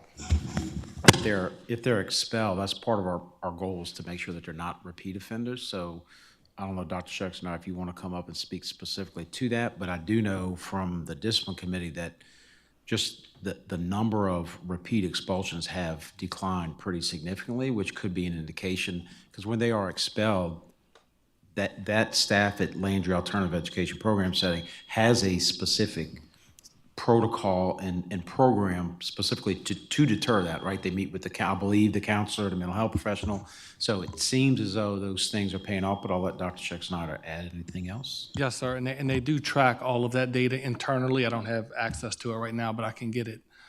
They also track how they do academically while they are at Alternative Center, as well as when they return to the regular school setting, how they transition back and whether they're successful academically as well. So they do track all of that data internally to answer your question. Maybe not today, but I think that as a part of this total, program of trying to deal with the behavioral piece, that is a significant piece.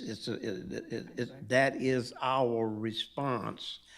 That's the alternative to suspensions and so forth. And if we need to do something, because we're removing that child from the regular school environment, and we're supposed to be putting that child in an environment that he could get the kind of treatment that he should be getting, smaller class size and all of that is a part of that. So if we could maybe at another time take a look at the relative effectiveness of programs like that that are designed to target that, because the school itself cannot have the singular response to correcting that. Yes, sir.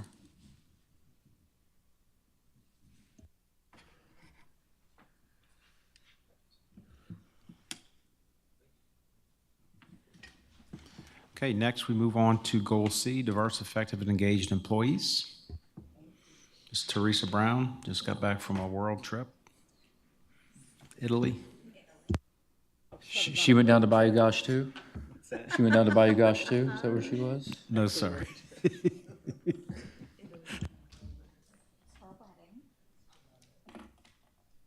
All right, well, good afternoon, everyone.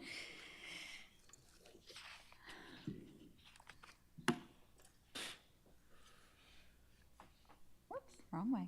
All right, Goal C. If you would like to take a moment to review the priorities.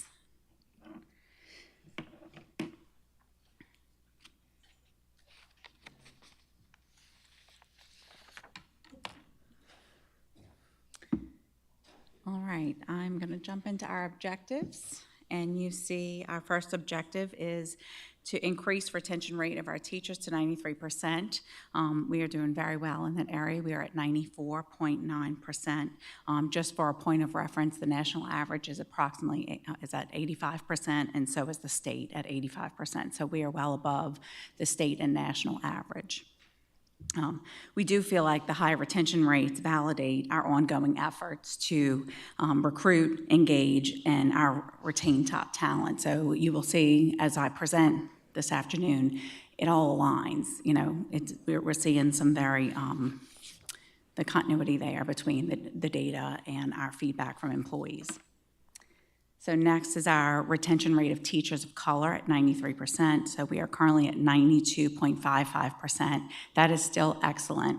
That is, you know, right there at that mark of 93%. When we are doing some feedback from our teachers, you know, it's all aligning to our professional growth opportunities that we provide to our teachers, the district connection that we have with our employees across the district, our culture of appreciation, and of course, our compensation package. But that is not our top reason. It is really that support and professional growth that we have. Increase the teacher workforce diversity. That goal is 25%. We are at 19.8%. That is still really, really good numbers. We're very proud of that work. We have connected in every area possible that we can. We have partnerships with Grambling. We have partnerships with Southern University, the Call Me Mr. program. So our recruitment efforts, I know Ms. Blanchard has done an excellent job of connecting with these programs and building these programs and maximizing our recruitment efforts with our to make sure that we have a diverse workforce. Retention rate, of our classified employees, we're at 90.87%. And we know that we have a lot of programs here that recognize but also support our employees. And that is really, you know, we do have a great compensation package, but we support and we are engaged with our employees as a district. And so, of course, that recognition that we have here also helps make them feel valued and of course, helps us retain them. Increase the percentage of certified teachers to 98%. I am very pleased to say we're at 99.5%. So going into next school year, we have one uncertified teacher right now. We will have one. So it is, you know, and that is a very unique specialized position who is a highly qualified professional. So it's, you know, we're very proud of those numbers, and that is, I don't have the national average to give you today, but I am quite sure we are exceeding our national average there and certainly across the state. So for our increased participation in district praxis prep program to 92%, I know I explain this each time I come up here, we have less participation in this program because we have a higher certification rate of teachers. So naturally, we're seeing less participation. So the 80% is actually a good thing. It's a positive trend. And so majority of because we have such a low number of uncertified teachers, the majority of the participants in the Praxis Prep program are our REACH participants that are working on their ALT certification, and anyone that is on an OFAT and out of field. So maybe somebody is, you know, working in a SPED classroom and they're trying to achieve that SPED certification because they're certified in regular ed. So those are the main people participating in our Praxis Prep program right now. Ms. Brown, how many employees do we have participating in the REACH program? In REACH, we have, I will get that data to you. I don't want to go off the cuff, but we do have 2 that we've hired from REACH, from their residency. They're both at Cammon. And then we have, I think it's 6 and a total of 8, 6 from this year and a total of 8, but I will get those numbers to you because I want to make sure I'm giving you accurate data. But that is a pipeline for us, and that is a pipeline of teachers of color, and it is a pipeline for SPED. So it really is an important program. And what are we doing to support that? Like as a district, what are we doing to support those teachers that are in the REACH program? Because I know a lot of them, I know all of them are working full-time in our school system. They're going to school at night. you know, through the program. So what are we doing to help them, to continue with the work? Yeah, so we have the Praxis Prep program is supporting them, but also our REACH participants are paras also in our school system. And so, in fact, we just finished staffing. So we moved them, those that are going into the clinical rotation, we moved them to a school where they can do both. They can get their hours while still working in that environment where they're going to collect their hours. So we moved somebody from, Carver and put them at Luling because they need to be in a elementary setting, in a SPED setting. So that is a major support for them because we're allowing them to earn an income, work for us, and earn their ALT certification. So that's the level of support, which is, I don't know that we can provide much more support than that. Plus, we do mentoring programs. Y'all are familiar with that. So we are giving them every resource we possibly can to make sure that they are achieving their goal. Are we allowing them to also to be like an active participant in everything that a classroom teacher would normally do? I mean, so they're involved in that work. They're going to know what's going to happen, the beginning, the middle, the end. I just want to make sure that they're walking in and understanding the role that needs to take. Because I think a lot of times our new hired employees are just kind of taken back because of our expectations. But I like the fact that we're growing our own because they're going to know what our expectations are. So I like the part of the clinical hours too, because that's key. Yes, and it really is. Thank you for saying that. It really is a great program because it allows them, there's value in our paras learning to become a teacher because they have so much experience and knowledge of that classroom setting, as compared to even one of our traditional students now. It's two different tracks, and they come with different experiences and knowledge when they're on this track as compared to a traditional track. But I do feel like we are giving them great support for our REACH residents, and they do need the support, right? Because they have not gone through the traditional programming. They're on-the-job training, if you will. But we are giving them, they're exposed to everything that you have just asked me about, to the classroom environment, and of course, given that opportunity to kind of take the reins in the classroom when appropriate and when the timing is right to do that, because we want it to be an effective pipeline for us. Do we know at this point how many resident teachers we're going to have? I will get those numbers to you. But yes, we do have, that's one of our other biggest pipelines is from the traditional setting. Is that what you're asking me? Yeah. Yeah. So I don't want to shoot off the cuff with that either, but yeah, we do have a nice number. I think it's 5 for this semester coming, but in a total of 12, but I want to make sure that I get the correct numbers to you. Yes, ma'am. I do want to say the state average for certified teachers is 91%. For the country is 90%, and 99.5 is well over that. So Thank you. Yep. Thank you. Thank you. thank ChatGPT. It was a reputable source as well, just so you know. Okay, so our next objective is increase substitute fill rate to 90%, with all schools reaching an average of 75%. So we are right under that. At 88.23%, with Carver Early Learning Center, the only school that is below 75. They're in the mid-70s, but not quite at the 75 range. And that's just because of the different, getting them through all of the testing, the triple CBC process, in order to have all the training before they can actually engage in that work. So I still think our numbers look really good. Our fill rate is higher this year than it was last year, meaning we have more subs. So when we are increasing our number of subs, it does, it's relative, seeing the 88.23% right below that 90%, but still doing very well. It's a great partnership, and I think it's working very well for our district. This is Ms. Brown. I know we keep up with child attendance. What's our teacher attendance rate look like? That's a great question, and I can certainly follow up with our attendance rate of our teachers. And do you want all employees or just teachers? Just teachers. Okay. Yeah. I can record that. Thank you for your question.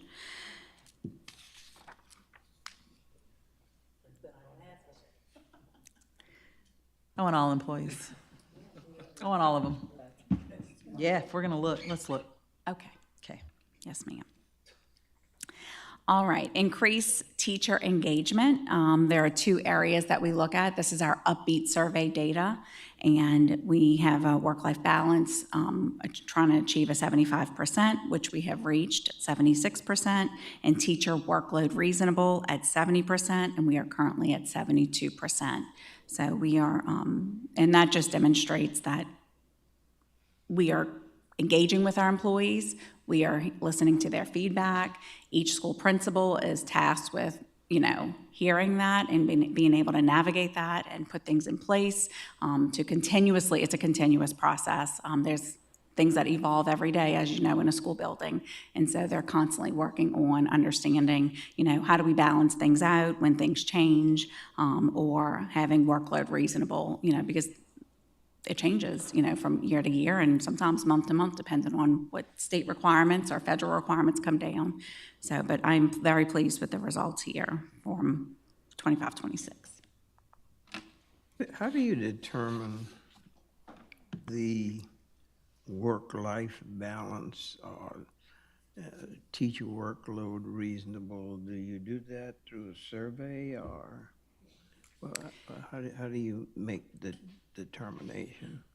So this data, thank you for your question, Mr. Smith. This data is just the raw data, basically from the Upbeat survey. There are a series of questions, and I can certainly follow up with those specific questions that they ask under each.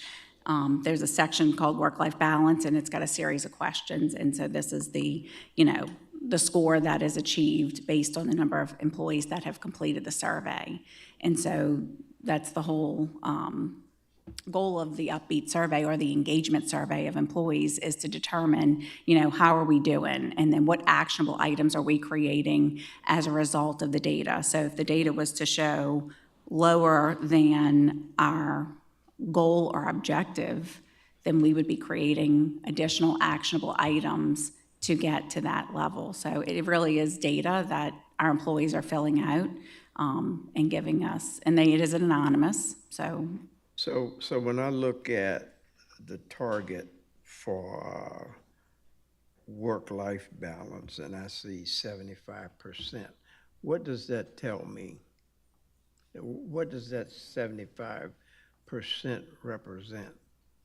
So the 75% represents that 75% of the people that actually completed the survey, which our teachers are in the 90% of completion. So this captures, I think it's 93% of our teachers that actually completed this survey. So it simply tells me the number of people who completed the survey.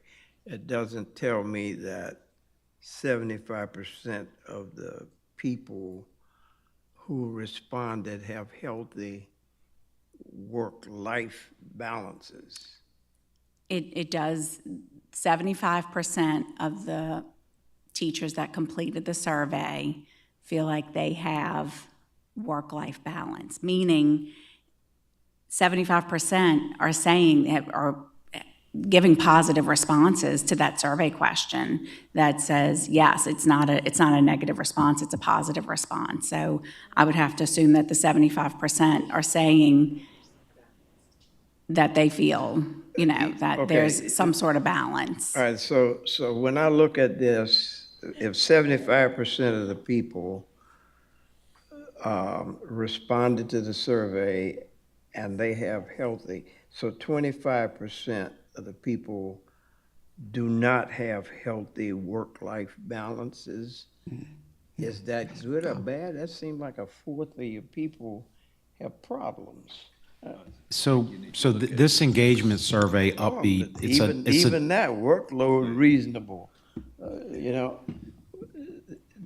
I'm just trying to figure out, what do I interpret from this data? So Upbeat data this Upbeat survey is a nationally normed reference engagement survey of employees, not just in schools, but really across the board. So it's a metric. I don't know what the exact benchmark is, but it's a self-reflected question. And this is above of all the, I don't know how many how many systems or how many businesses at Upbeat, but I want to say it's over 10,000 different organizations measure this. We are from a national perspective, and we can probably bring this information back much higher than the norm. So in this particular case, whatever the norm is. But then what does this tell me? Does this tell me that we need to do something? So, Because so see, for we got what- a target here of 75. Correct. So one thing our principals and really every department, we measure, we do a beginning of the year and end of the year survey with these particular categories. So when they look at work-life balance, they'll collect data relative to that. They'll engage with their employees. What do you feel is impeding your work-life balance? So for a particular school, it may be because we have too many reports for special ed that aren't being facilitated through administration, or we have to stay after school too many times. So then the school or department leader will target that particular category, put plans in place to reduce some of those things, and then the survey is given again in the spring to see if that number has gone down. So we do that across the board in each department in school, and then as a system as a whole. And so from a national perspective, based on what Upbeat gathers, we're considered a pretty high, that number is considered a pretty high value, which means the majority of our teachers feel like there's a pretty good balance. And if you also recall, 2 years ago, the HR department actually went out to every school, every department, principals as well, targeting that specific information on what impedes your work-life balance, which is what led to many of the action steps in this particular plan to try to reduce those things and support teachers in different ways, whether it's through financial management, whether it's through learning how to manage their own time within the school day, whether it's additional documentation of things, which we've really tried to take a more targeted approach and seen this particular category, which is similar over a period of time, continue to increase, which is positive. As a reference, according to one report from Gallup, 60% of Americans report unhealthy work-life balance. So to be at 75% as a positive, 70% as a reasonable, I could consider that a pretty good, healthy benchmark. But I think it would, if we'd like to reevaluate in phase 11 to see if those need to change, we probably could. But just based on 2 or 3 searches here on different ones, seeing that the majority of workers claim to be unhappy at work with their balance, to be at 75%, to your question, I think is a positive with regards to work-life balance. And just as a final note, I know our principals work really hard. They're not ignoring the other group of employees. It's a continuous process. It just doesn't stop at this data and these results. There are actionable items. There are the coaches that go along with this Upbeat process, and they sit with those principals and they say, okay, great, you're at 75% for this, but what can we do with this group? What are some things in your building? There are additional items that happen, but these are just the benchmarks that were set, and they are good benchmarks, and I think Mr. Cody for sharing the national from Gallup, but it is positive, but it doesn't mean we ignore the other employees that are maybe don't feel like it's favorable or don't feel like it's balanced. It's a constant process of review and work. This work doesn't stop, I guess maybe the final question that I want to raise is that, and Mr. Cody touched upon an interesting point. Gallup says that 50% of the people employed in various fields of endeavor, that 50% of them responded that they have work-life experiences that are really... Yeah, 60% said they had an unhealthy work-life balance. So why then would our target be that we only want 75% of our people to have acceptable work-life experiences seem like just because the national response was 75, that we ought to be wanting all of our employees to have positive work-life experiences. So our target ought to be, if you want room for growth, say 90% or 95%. If we just want to go with the national average, to me, the national average is telling me that we got a lot of unhappy people in this country, and these are the people who are pissed off, who are running in front of me on the interstate, trying to, that's what it tells me. So I just think the goal that we have cannot be equal to the national average. Scott, if that make any sense to you, I don't know. You just said you had a nice couple buy you lunch the other day, so I don't think it was, I think more people might be more happy than you're leading on. I would just contend that, I see your point is, should we shoot for higher? But if you were to do the converse of the stat that I read, so that means 40% would say favorable.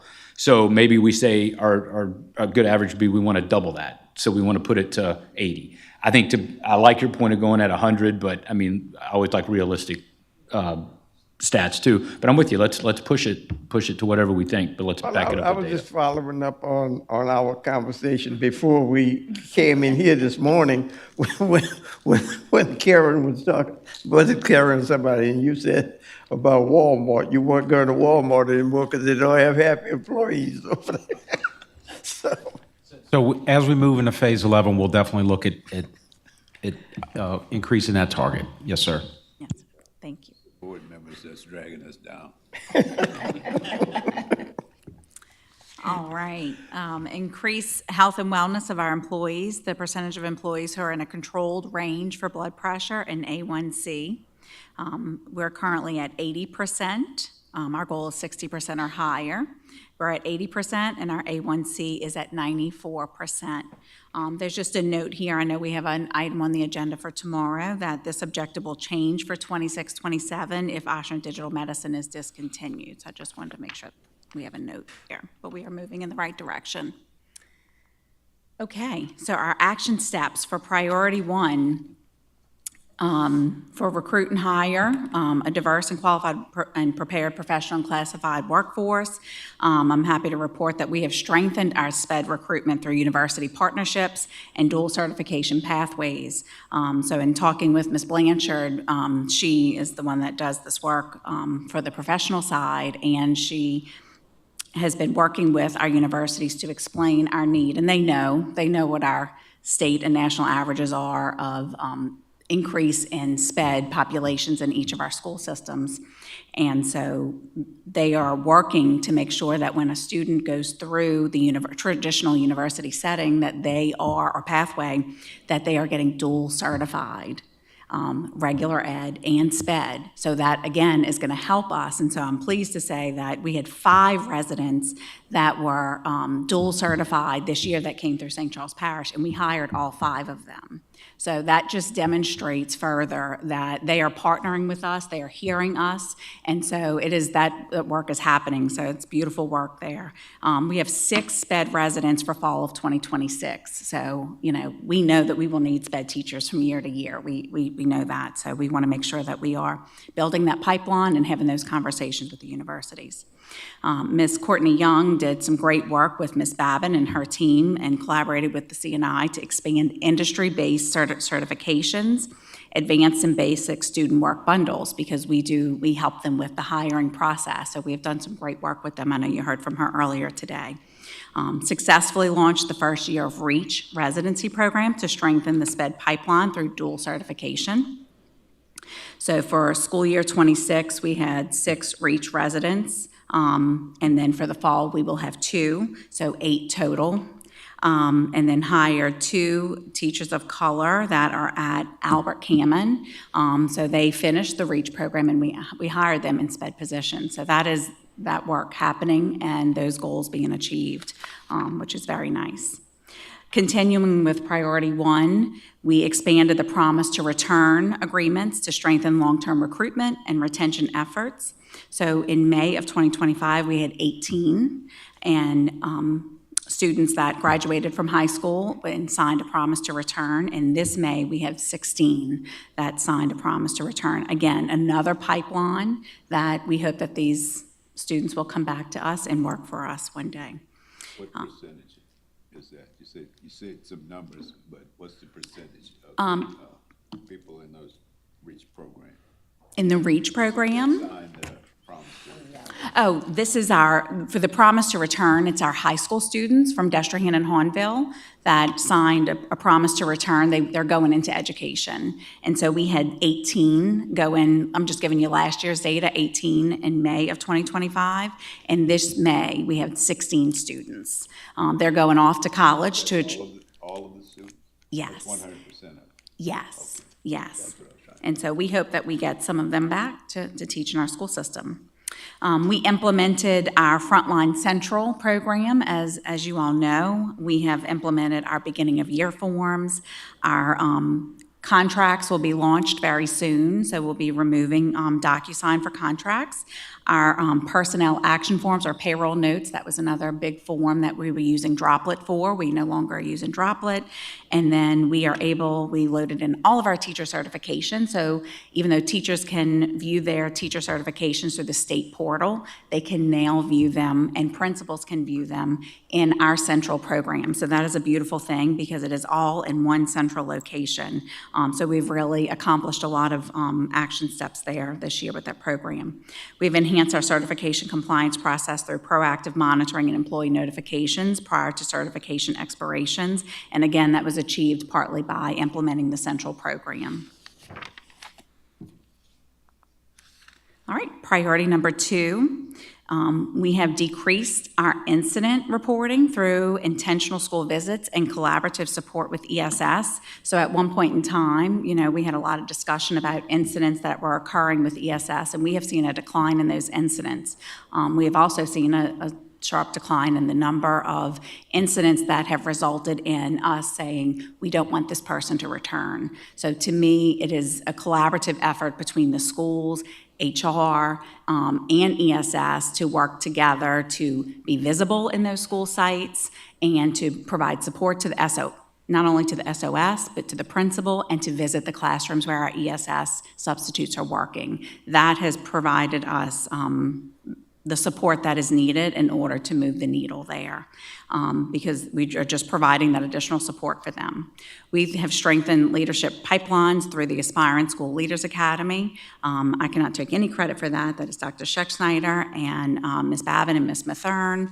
But just to give you some data points, we've had 36 graduate in Cohort 1 and Cohort 2. Of the 36, 19 are currently serving in leadership positions. So that program has been wonderful, and we are so grateful for the work that those leaders have done in order to accomplish this. We have expanded, also we were doing some succession planning efforts, and that will allow us to really develop plans to say who is retiring, what are the needs if a director retires or if a principal retires, what are those needs, so we can really have a good game plan to replace and make sure that we don't lose any ground there. We have expanded leadership development initiatives with a long-term goal to establishing an aspiring principal academy. Just like the School Leaders Academy, there's a need for a principal's academy. In the next 4 years or so, we will have, some people ready to retire, possibly, so we want to make sure that we're prepared for that. We have successfully launched the Operational Leadership Cohort to strengthen operational leadership capacity. That is on our agenda for this upcoming Thursday for our leadership retreat, and we are going to continue that work. But they did go through at least phase 1 of the program, and we will be continuing phase 2 to support those leaders and continuing to grow as a leader. Priority 3. To retain a diverse and engaged and effective workforce, we successfully launched the We See You campaign. That has really taken off and has really our employees are giving us great feedback on that. But just to give you some numbers, we had 582 nominations throughout this entire school year. I know we've had some positive traction on social media with that, with over 2,000 additional followers on social media as a result of the We See You campaign shares. We've had over 270,000 views and 5,451 interactions as a result of that. So, those are the things that are very important to our employees, is that they get that recognition. They want to feel that value, and I'm grateful that the work that Ms. Courtney Young has done for that program. We proactively piloted and implemented our stay interviews district-wide. Previous year, we piloted it at Luling, and this year, Mr. Eric Truding did it district-wide with all of our new employees, 0 to 3 employees. And I'm happy to report we had 36 that actually actively participated in the interviews, and it just goes along with our retention rate data. When we're able to retain our teachers, it really does echo the value there that our employees are feeling with whether it's support, professional growth, and of course our compensation package. So we are very pleased with that, and we will continue that work, because it is better to do a stay interview and learn that feedback rather than having that exit at the end when there's not much we can do when they're already in that posture. We expanded teacher and employee celebration initiatives. We have new teacher signing day, we have new teacher celebration. These are, ways that we can really recognize our employees and help them see their, so they know that we value them and that we're recognizing them. And I do think that does help us retain and engage our employees. Systematically restructured new teacher mentoring and onboarding processes. Y'all heard about this a little bit at our last committee meeting, where I brought some items to you for mentoring, because we are restructuring that, and that work is going to continue. It is a collaborative effort. I cannot say that loud enough, between HR, C&I, executive directors, and schools. And this is directly from the feedback that we're getting from our new employees to help us grow this program and shape it to where it is just providing them the support that they need. So for our priority 4, we have successfully expanded the SCPPS wellness program to increase employee engagement and encourage utilization of primary care providers. It was our goal to drive them to their PCP. Last year, we had approximately, this is the number of people that received the discount, right at 600 employees. This year, we're right under 900. We might be at 900 today. I've been gone for a week, so we may have actually had a few more. But basically, that was our immediate goal, is to get people to their primary care physician to establish care, because we know there's huge wins when they have established care and they're working with their physician, as compared to someone that does not. Because then they don't know what's going on with their health care, and they may have conditions that they're not managing. So we are excited about that work. We have strengthened the support and engagement for employees enrolled in personalized care programs for hypertension and diabetes. Those are 2 conditions where the majority of our, have the highest numbers. So it is no surprise to me that is why our focus is on hypertension and diabetes, because we have the highest numbers when you look at all the conditions across the board. Diabetes and hypertension are our highest numbers. So certainly we want to continue to focus on that. All right, and that is all I have for you, and I will answer any questions that I can. Well, thank you very much. Good job. Thanks.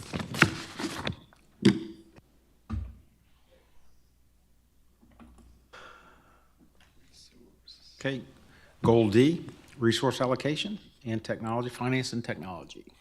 Mr. Neighbors.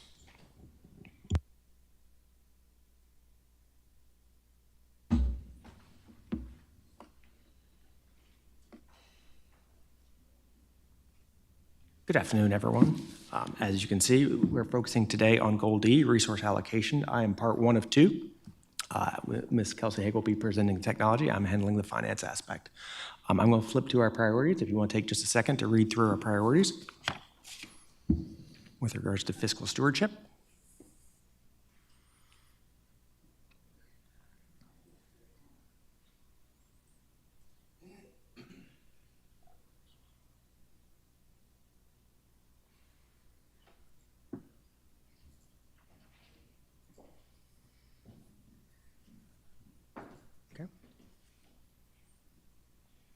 All right, ready to move on? And now we're going to get a little bit more into some of the objectives for this last year, as well as moving forward into our action plan for this next year.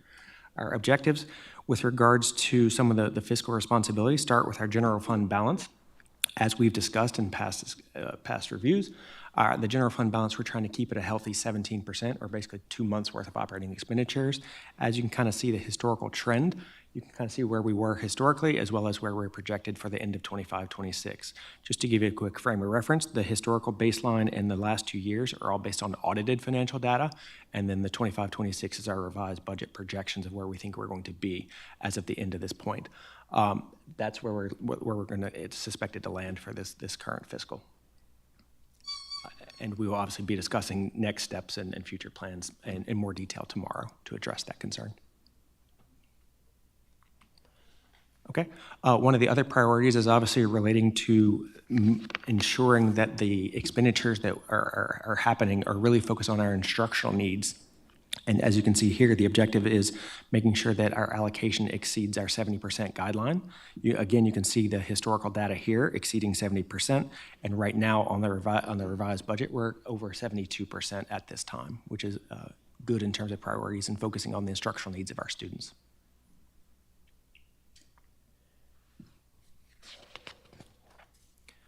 Is that based on the 70%, is that based on the audited as well, or? The one for 25-26 is a revised budget. The previous ones are based on audited. The other ones are, I'm sorry. Yes, sir. Okay. Yeah, it's anything prior to the 25-26 was off the ACFR. I didn't know if it was just for that. Yes, sir. Okay. Next, again, is trying to provide a comprehensive benefit package and comparing it to other offerings in terms of the state Office of Group Benefits. This objective is making sure that the amount that the employees pay is at or less than the amount that the OGB plans are charging their employees. So pulling that data again for the last few years, we want to make sure that we're comparing and do some calculations to prove that the cost to the employees portion is less than the cost to state OGB's rates.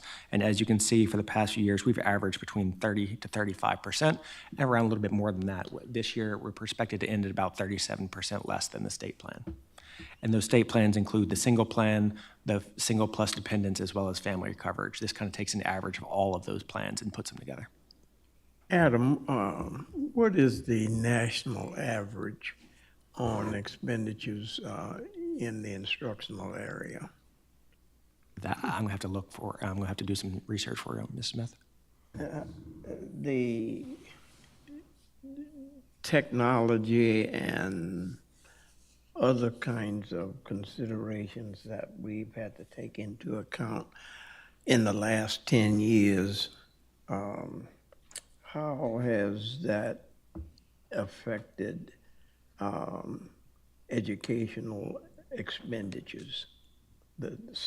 And when we, we've been, for some time now, the data showed that in the national average, it was somewhere around 70%, and we've been using that figure.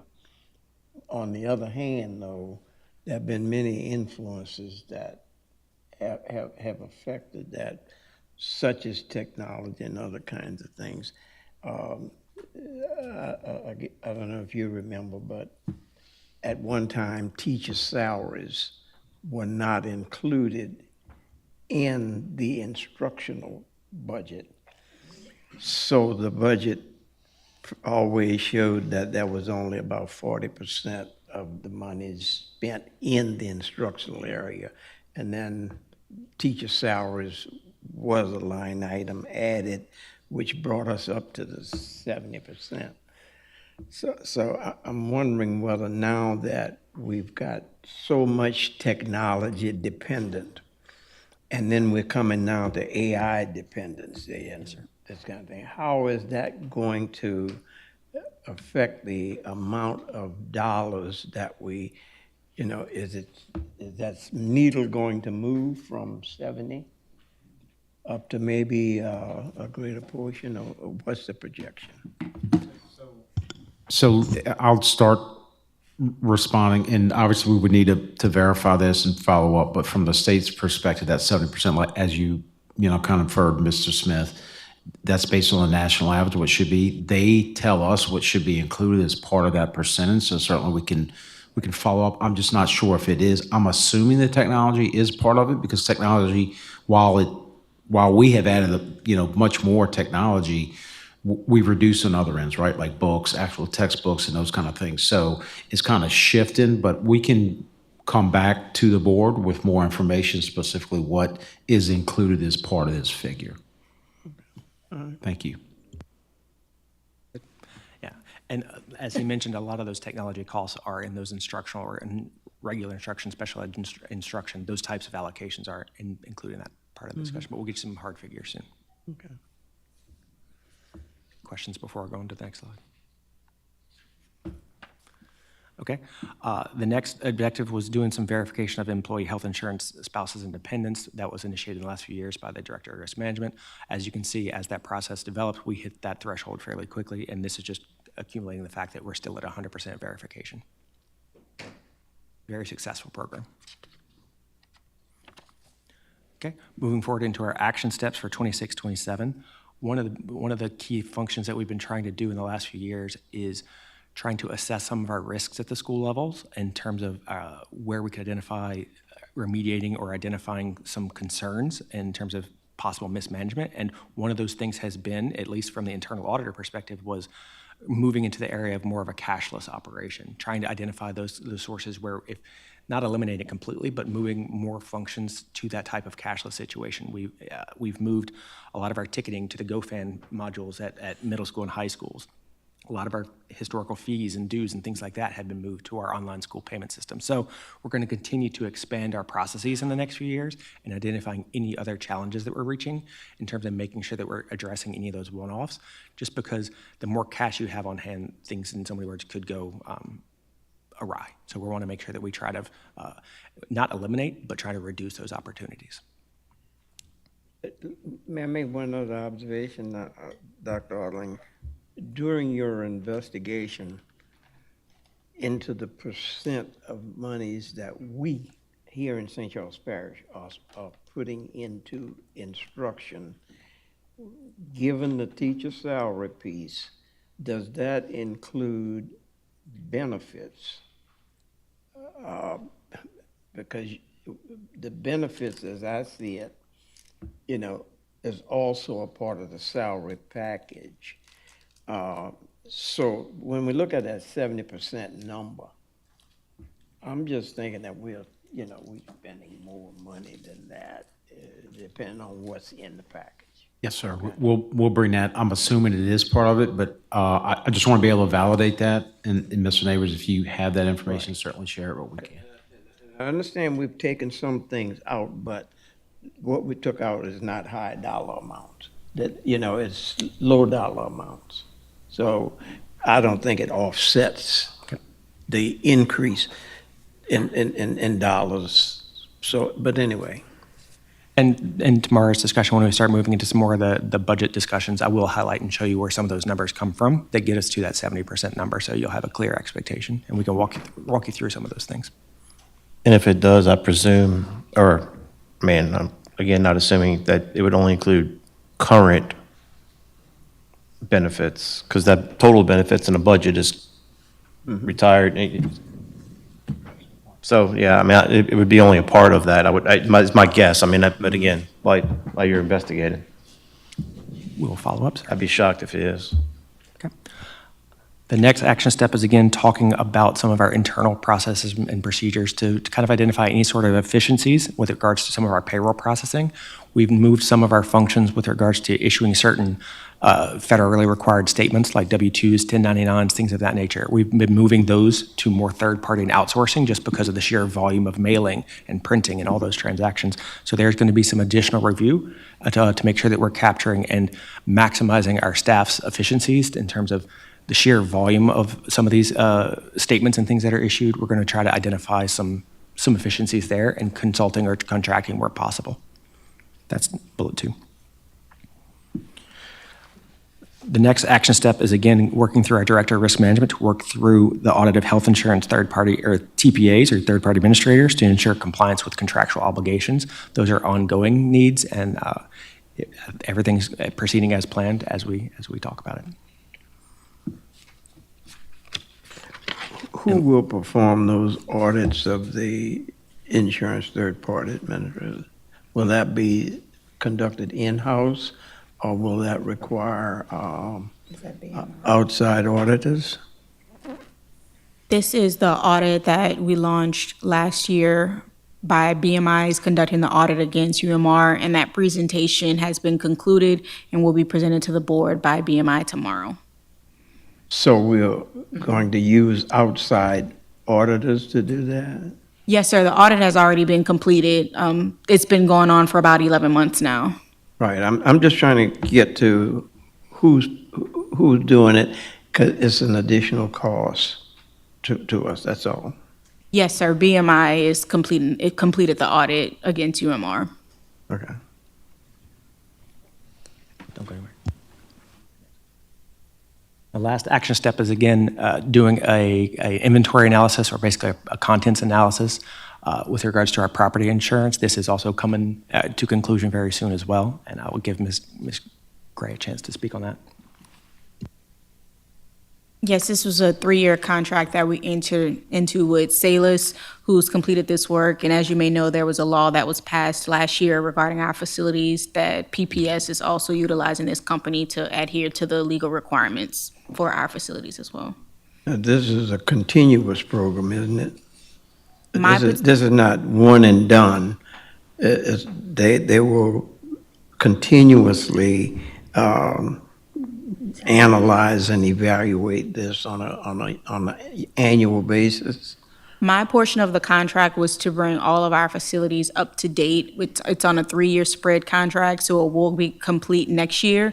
The board will have to re-engage them again in the future should we decide we want to update the values of our contents and our buildings. However, it's not something that we are doing every year.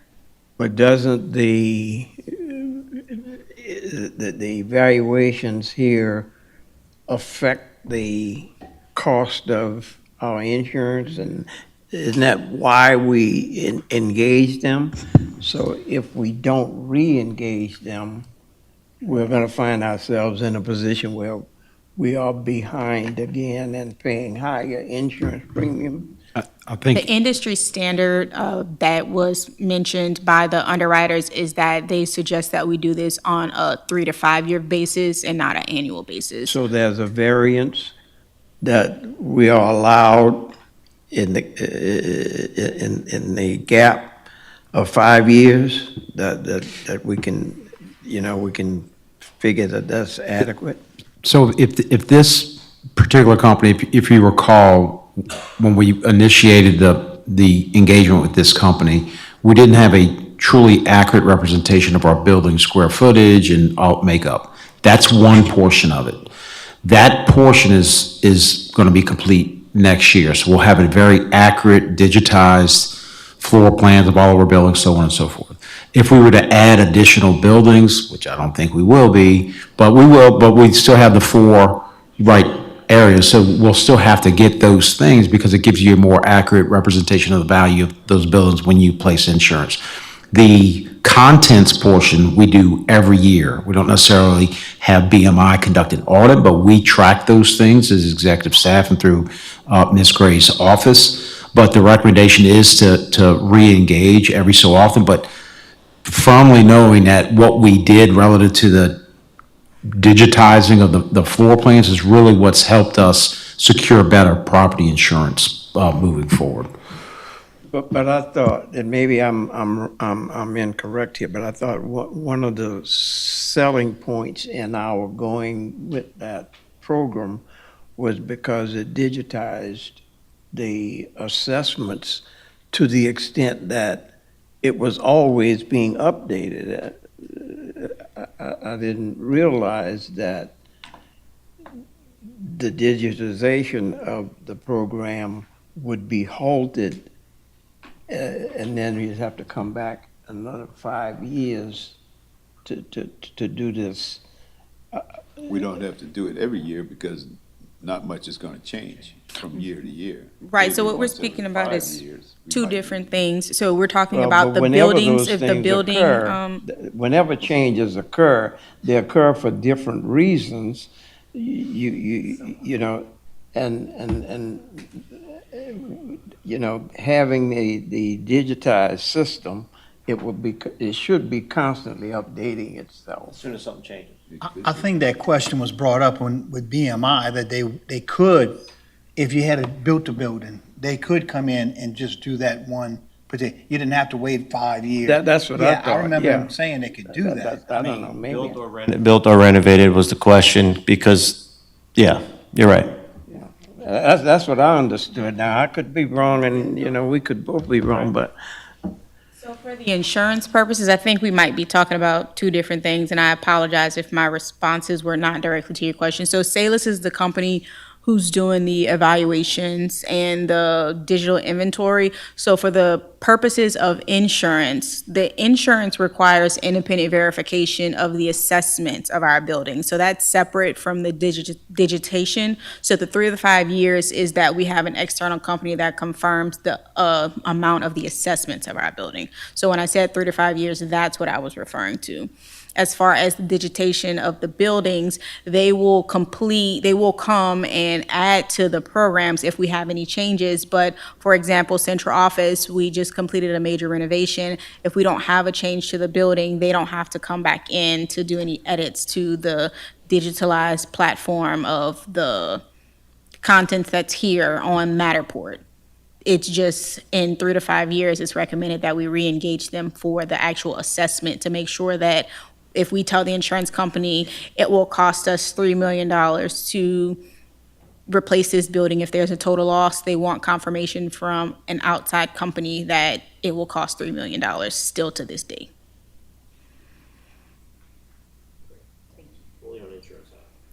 Yes, sir.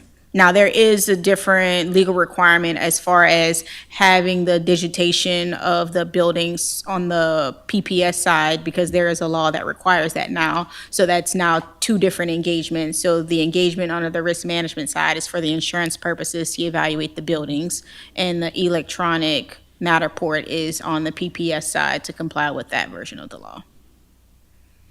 And you said the company does the contents as well? They did yes, sir. They did the valuation of our contents. So our staff members, 2 times a year, they do a process, what we call our contents inventory, and that's them documenting what we have in our classrooms and what we have in our buildings. So we're able to reiterate the cost that was previously provided to us by Salus, by our staff members saying what they have inside of their offices. We're able to increase those values. So for example, if last year we said that there was only $1 million worth of content inventory in the building, but we know there was significant replacements of technology, of office furniture. Now this year, when those staff members complete that content inventory sheet, we're able to update our property insurance to say that this is now what the value of the contents are in the building. So we have staff members complete that twice a year, and then we do update that on our schedule of values with property insurance. Thank you. Did the valuations that we received from that company, did it affect the current rate that we have? And how much, or did we notice any savings? Did we accrue any savings from having that program? Yes, sir. We had a little over a 30% decrease in our property insurance rate because the insurance carriers were able to accept the external evaluation that we had completed by Salus, and they in turn passed us a decrease because previously we had a higher premium because we were unable to verify what the value of our buildings were. And they had a fear that we were overinsured or underinsured because when we had that major event, Hurricane Ida, there were some values that were off that were damaged during Hurricane Ida. So that is how we were tasked with giving them externally evaluated costs of our buildings. And that was Silas, right? Yes, ma'am. Okay. Silas. For your action step for number 3, where it says perform, and under the next section is questions, perform audit of health insurance third-party administrator. I did read that information that's going to be presented tomorrow for BMI. Now, BMI, is this something that they do every 3 years for us, or is this something they do every year with our health insurance to make sure we're in compliance? So that audit was to do a sampling of the processing of the claims by the third-party administrator. Okay. Industry standard is recommended that you also do an audit of your third-party administrator for your claims about every 3 to 5 years. This particular claim cycle, we only did medical claims, but it's recommended on our next audit cycle that we also do pharmaceutical claims as well. And this is an added cost, right? Yes, ma'am. Okay. So it is something that the board would have to re-engage with the third party to complete that audit, but it is industry standard that it's recommended to have someone to audit your third-party administrator to make sure that they're processing the claims to your contract. Thank you. I had a question on slide 77, if there were no more questions regarding the SALIS part. Health insurance will cost district employees less than the state group offering. You can see we've trended between 32 and 37% less.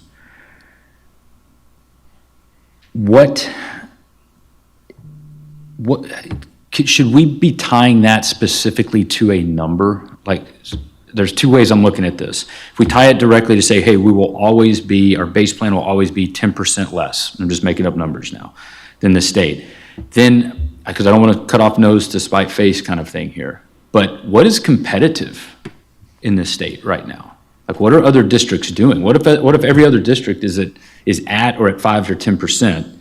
We're at 32% less, which is awesome. But given the circumstances where we're at, this is probably something we should really be looking at and tying it to a specific number, if that makes sense. I think I'm getting what you're, in terms of more specifics instead of just less than, you Yeah. know, tie it to a specific So metric. we know every year, hey, the state plan is at, whatever that is. Our base plan will be 10% less than that. Okay. And then we start from there. Because I've got to believe if we were to do the numbers that 32 and 38% less are very generous, which we were in a position probably to do that. But, and then the other thing would be, is that significant savings? Yes, sir. And just to reiterate, this is from the employee cost, this is not total cost, but we can, as we go forward and revise this next phase and things like that, we can make sure that we revise and clean up this objective as well. Or at least use these numbers when we're talking about retention and using it to make sure that we are also stating that. Not only are we one of the highest paid in the district, your insurance is 37% lower than everywhere else.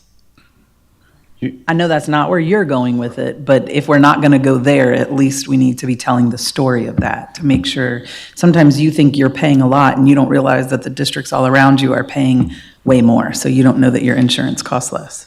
Yes. Does that make sense? No, I was just going to say, I think a couple of years ago, I brought this up, either in 23 or 24, and I'd asked USI to look at our neighboring districts from a competitive point of view, right? And if I recall, I don't remember numbers, but not all of them had officer group benefits. As one neighboring district I recall that does, but some other ones had something different. One of the more competitive ones one of the districts that closely competes in salaries, let's say, does not have officer group benefits, but yet their plan was not as strong as ours, more of like a true HMO, not like our national HMO. So I think there's some anomalies is what I'm getting at. And I don't know, so I guess to your point, how many districts actually have officer group benefits? I don't know if it's half, I forgot the number of what that is. It's about, give or take, about 60% who have OGB. And our plan is, we have one of the richest health insurance plans in the state for our employees. And a lot of employees don't know that, because when you're talking about health insurance, you just look and you say we have health insurance. So not only does St. Charles Parish School Board have one of the cheapest plans for the employee-only rates and the family rates, we also have one of the most richest plans available for our employees and our retirees. And that means that the district is paying 60-something% more than other people. Mr. Ellis, I apologize. Would you mind just moving up to the mic? Thank you, sir. I said what that means, if the employee's cost is 37% less than average, that means the district portion is 60-something% higher than what other districts are paying. Well, I think what I'd like to see is the real number per employee, instead of just the percent. I'd like to know what the actual cost on the state plan would be, and what the actual cost on our plan would be. Then it would give us real numbers. And then this, I agree to some extent with Mr. Alexander, whether or not we are able to negotiate a better plan for our employees than the state plan at less of a cost, or what is that amount that would be? Because I don't think it's just a matter of fact that we're paying 60. I think we negotiate an excellent rate because the state plan is based on the incidents at the state level, considering all of the people around the entire state who belong to the state plan. Ours is based on our numbers within the district, which may be a whole lot better than what the state. So I don't know what that comparison, would be like. But I know the state would have to be much higher, so I don't think it would be that simple. That's why I'd like to see real numbers. Provide some clarification when we're talking about our plans. We are self-insured. So for those fully insured plans, the carriers come in and say, you're going to pay $200 a month for your employee. Right. We have our $40 million budget that we then spread and determine what percentages the school board will take and the employees will take. So we have to take that into account as well when we're talking about the apples to apples comparison. We would also have to do a plan comparison as well, because there is a lot more options that we offer and things that we pay for in our plan that OGB and other school systems do not pay in their plan. So if we're going to talk costs, we would also have to talk, here are also the extra things that you're paying for that other plans are not paying for, just to make sure that we're having a true apples to apples comparison on our plans. And that also includes the retirees, because our example is Medicare Advantage has more things in there than most people pay for. And I think in the development of this original objective in the original plan was just to kind of identify a key metric that could be reported on fairly easily and available in terms of data. And so this was just focusing on the employee portion, because in so many words, when you're trying to be fiscally responsible, you're trying, in so many words, from a retention and an attraction standpoint, you want to make a very healthy benefit package available. So this was the metric that was chosen in terms of reviewing and making that information available. We can obviously revisit in terms of some of the total costs going from there as well. That was my point. I think that we've evolved to a point to make that a hard number rather than just be less than. So administration, once we get to the time period where we're going to be looking at renewing health insurance, we'll make sure we include some of the statistics that Mr. Smith referenced, Mr. Alexander, Mr. Scott Cody, relative to employee costs as well as the district cost overall when that time comes. Because if you notice, some people can recall over the last 5 to 10 years, every time there was an increase in insurance rates, the district chose to absorb that increase and not pass hardly any of it on to the employees.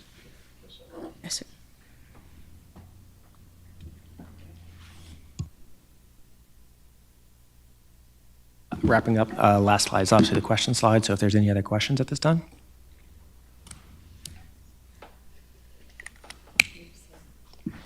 Excellent. Okay, next we have Ms. Hegel.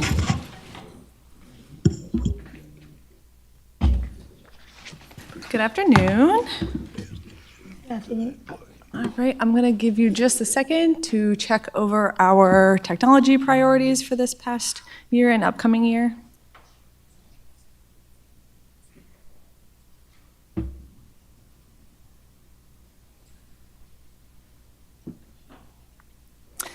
All right, and you'll notice as we go through some of our objectives, when we talked about updating objectives, some of mine are definitely a little bit out of date, but we're working through that, and we're already looking to the future and how we can enhance and expand and definitely catch up with the times on some of our objectives. So this is one. For example, so we have increased the internet capacity. We have been below internet capacity and have raised that capacity. So across all our schools, we have not reached above the average of about 30%, which our goal is to stay below 50. So that means of all the available internet out there, that we remain below half of the usage for the amounts. So we did up the amount of gigs we have because we're one-to-one, we have a lot of students and a lot more programs that are being used, a lot more testing that's being used. But as far as our capacity and usage, we want to stay below half so that we still have plenty of bandwidth available for people to use. All right. Our next one is looking at phishing failures. Now, you know I've been in front of you before, so our target is 2%, and we are at 2.3%. Which is a decrease from last year, but we have also seen an increase in real events this year. I know last year when I spoke before you, I spoke a lot about how AI has become a lot more real, a lot more significant. People are falling for it a lot easier. So I have an appointment scheduled with HR to have a conversation about looking at those guidelines again and what happens if you click once, more than twice, and then looking at also the real ones, because right now we kind of just have a note on the bottom of the guidance that says, note, you know, there could be consequences, but it's not spelled out, and it needs to be, especially with the rise in real ones that we've had to deal with specifically in the last 3 or 4 months. It's been a lot, and we definitely don't want the entire district to shut down because of that. So we are working very hard to make sure that we are looking at these guidelines and making sure that people are fully aware of the true dangers and the things that could happen with these phishing failures. So I'll just say this, I think I said the exact same thing last year. You did. In the industries outside of education, it is a fireable offense to have multiple phishing violations. Some of the plants around the plants, they have the advertisements like just on their TVs that say phishing is fireable and that there are consequences. And it's just part of their regular, like somebody sent me a picture of it the other day at one of the plants. And I said, oh, that's an interesting tactic, but it's that real. Are we not discussing making sure that it becomes a fireable offense here? So we have Okay. last year we strengthened what we do relative to when somebody does click the phishing. We're going to continue to strengthen it, which this is, you'll see in her action steps where we are going to strengthen it. It would be. And to your point, yeah, that's one of the most, aside from an active, which is going to be very rare, the amount of attacks and attempts at attack at our organization has increased significantly. And with AI, it's just was it last week or week before, we were just dealing with 18 individuals, or I don't know, 12, or that actually clicked on a real one that we were able to secure and stop any further. So it is serious, it is significant, but on the flip side of that, because people that aren't in the technology realm don't realize that, it's going to be our responsibility, with Ms. Hegel leading it, to be able to continue to inform our employees of the importance and hopefully give them a better understanding, even better. And look, we do things that many systems don't do, like the know before and all those things. But until you're right, until you actually have a deterrent where you could lose your job for that, then I think that's what it ends up gonna have to be. So on our ladder, there will be a step where if you are fourth or fifth repeater, you will be potentially fired, yes. I think somebody is, and not the recipients of technology, but the people who should be patrolling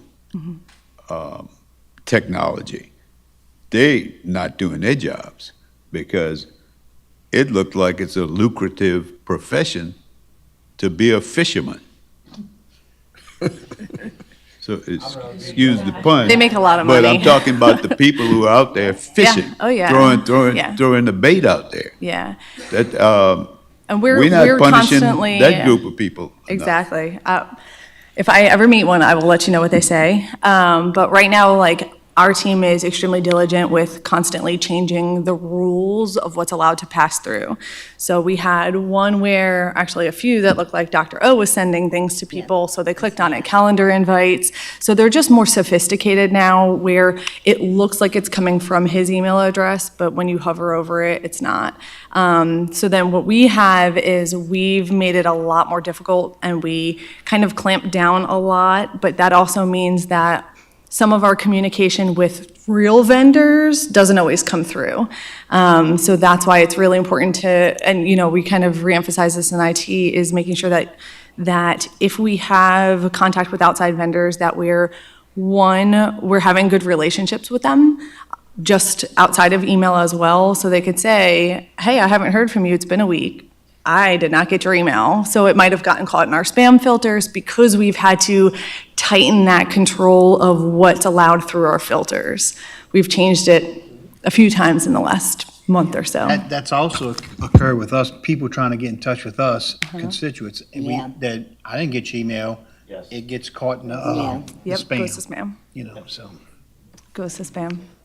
Yeah, I know Mr. Cody had a few that it looked like it was coming from him. And you've gotten text where it was coming from each of you. So, yeah, I remember that. So it's definitely, I'm not sure if I have to have, you have to come to central office and be inconvenienced with Kelsey's class on how not to click on phishing emails. I can definitely do that. We can go into personal finances and how it affects the district.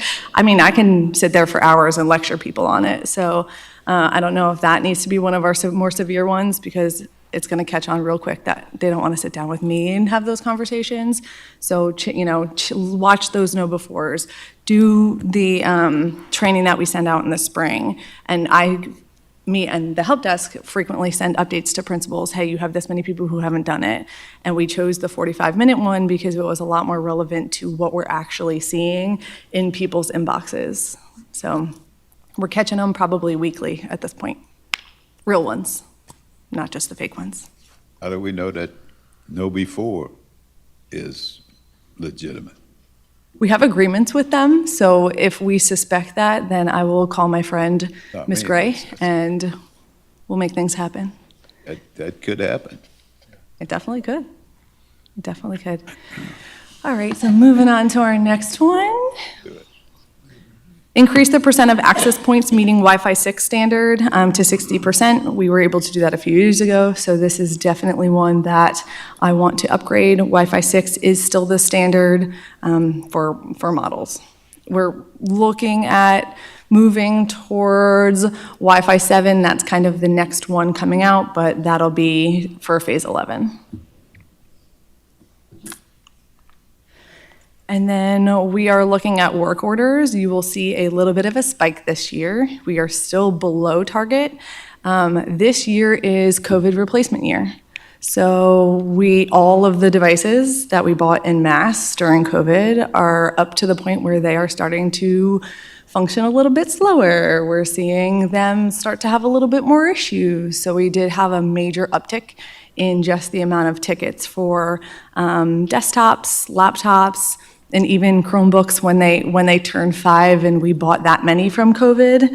That's when we start to see issues with things like wear and tear, cases, hinges, motherboards. There was also a lot of trends on social media, especially TikTok, where kids were sticking paper clips in the headphone jacks and then it creates a spark, and then that shuts down the entire motherboard. So we had quite a few, but since we updated the fee system and how we roll out fees this year, we actually saw quite a decline in the intentional fees. We do have a plan for this year for back-to-school paperwork to include the prices in the back-to-school paperwork, right? So I met with a few other districts, and they put it right up front. So it's, here's your loaner agreement, here's 2 pages of what you could potentially be feed for, depending on what you do to your Chromebook. So an entire Chromebook is a certain amount. A motherboard or a speaker or a camera. We had a few friends who were pulling the cameras out and then telling the teachers that it wasn't working, and they were intentionally pulling that out. So intentional damage versus accidental damage, we only charge intentional damage. So what we can prove was done intentionally or by negligence. So that's going to be nice, and hopefully we'll see those numbers change. All right, just a few quick action steps for our priority 1. We're looking at that equitable technology. So we are looking at the Lean Frog recommendation audits, things like the TSCs, and kind of remodeling how the TSCs work. We're looking at that help desk and making it more efficient. So just really looking at those 6 recommendations and going through all of those. We've already done a lot of work as far as just restructuring, looking at SOPs, looking at workflow, and making things a little bit more efficient. So that's one of our big ones. We're also looking at that BARC program that we have. We have, between Dustin, Cade, and myself, we have quite an expansive database of students who have looked up or written things that are concerning for either mental health or violence, and it gets caught by our BARC program. So what we're looking to do is expand that at the school level to ensure that more people have access to be able to see those things and possibly address those a little bit sooner. We're also looking at that emergency response team based on, Schaffner having to dismiss early for power outages, and how did that go? What happened? We're looking at the, why can't I think of the word? When you bring one kid and bring them to their parent. I don't know why I can't think of the word. Yep, reunification. I'm like, what? I know Cade's probably shaking his head back there. Looking at reunification and how my team responds and supports. So that's been something that we've kind of been working through, but we're working on those SOPs to make sure those are accurate and in-depth. She has eyes in the back of her head. I see everything. All right, priority 2, again, looking at the network and data and protecting it. So we're looking at those uninterruptible power supplies. This was something that we started last year, is adding an uninterruptible power supply to every rack in every school. So this summer, we have to pull down the network in order to do that. So we'll be continuing to install those in racks. The second one is that network access control, and this one I think is I'm most excited about. Through E-rate, I came before you, presented the whole thing. We went through, chose our person, you accepted that, so I'm very grateful for you for that. And we're starting to implement that network access control. So if something does happen or a phishing event does happen, being able to quarantine that part of the network so that we can still function in other places. So that piece is huge to just the everyday business of teaching and learning for students and for the rest of the district. So that's huge. This last one I know Dr. O is most excited about, is investigating ways to provide redundant internet services. So we will be up in the spring for RFP for internet services. So we will be looking at a way to expand in case something happens to one way, looking at if there's a way that we can have traffic directed from 2 separate directions, so that if something happens on one end, we still are able to provide internet access to the district from another way. So we are looking at that. Right now, you might have gotten the public information notice where Starting this Friday, we will be pulling down the network. That is to install those 5G hotspots. So those fat pipes. What that'll look like is our internet traffic will divert through there. If the internet goes out, those 5G devices will pick up. So it'll maintain a minimal but still present internet access for the district. So if it's, you know, things like our departments can still function, it'll be a little bit slower. It won't, you know, be what we're used to, but it'll be able, everything won't come to a grinding halt as many times as it did last year. That's why I hear him laughing over there. Our last one is priority 3. We're just really continuing to work with the curriculum and instruction staff to look at the SAMR model. So how is technology implemented throughout instruction? And that last one with the AI task force, we did all that work this year. We'll be coming to you looking at potentially implementing a new software that will be paid through federal funding. I'm not even going to tell you much about it because Matt Chauvin and I will be coming to you and kind of introducing that piece to you at a later date once we kind of finalize some of those details. But that is it for me. Do we have any questions?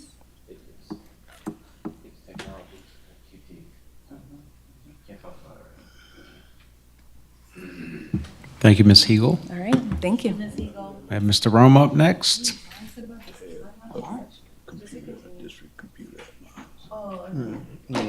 Okay, facilities management, athletics facilities, and safety, Mr. Rome. Good evening. Welcome to the exciting world of facility management. I'd love to guide you through our long-range plan today. If you look at our first slide, it has our 2 priorities. I'll give you a second to read those. School board iPad. Okay, moving on to our objectives. Our first objective is one we take very seriously and we look at critically. We visit it every week, is our work order completion time. You see where our baseline numbers were. You see the target, and we're well below that. Happy to report that. Can't take any credit for that. That's Mr. Barney and his team. They run a report on this weekly. He reviews it. He looks at target areas. He has meetings with staff that may be well above to determine, you know, what their needs are, how we can help them get within the threshold. And they constantly monitor and adjust to keep us within this status. And obviously, the quicker we make repairs, the better it is for the, you know, conducting our business, whether it be in schools or offices. So we're very proud of that target. Any questions there? Yes, ma'am. I do, as he just said that. I'm really sorry, I have a question.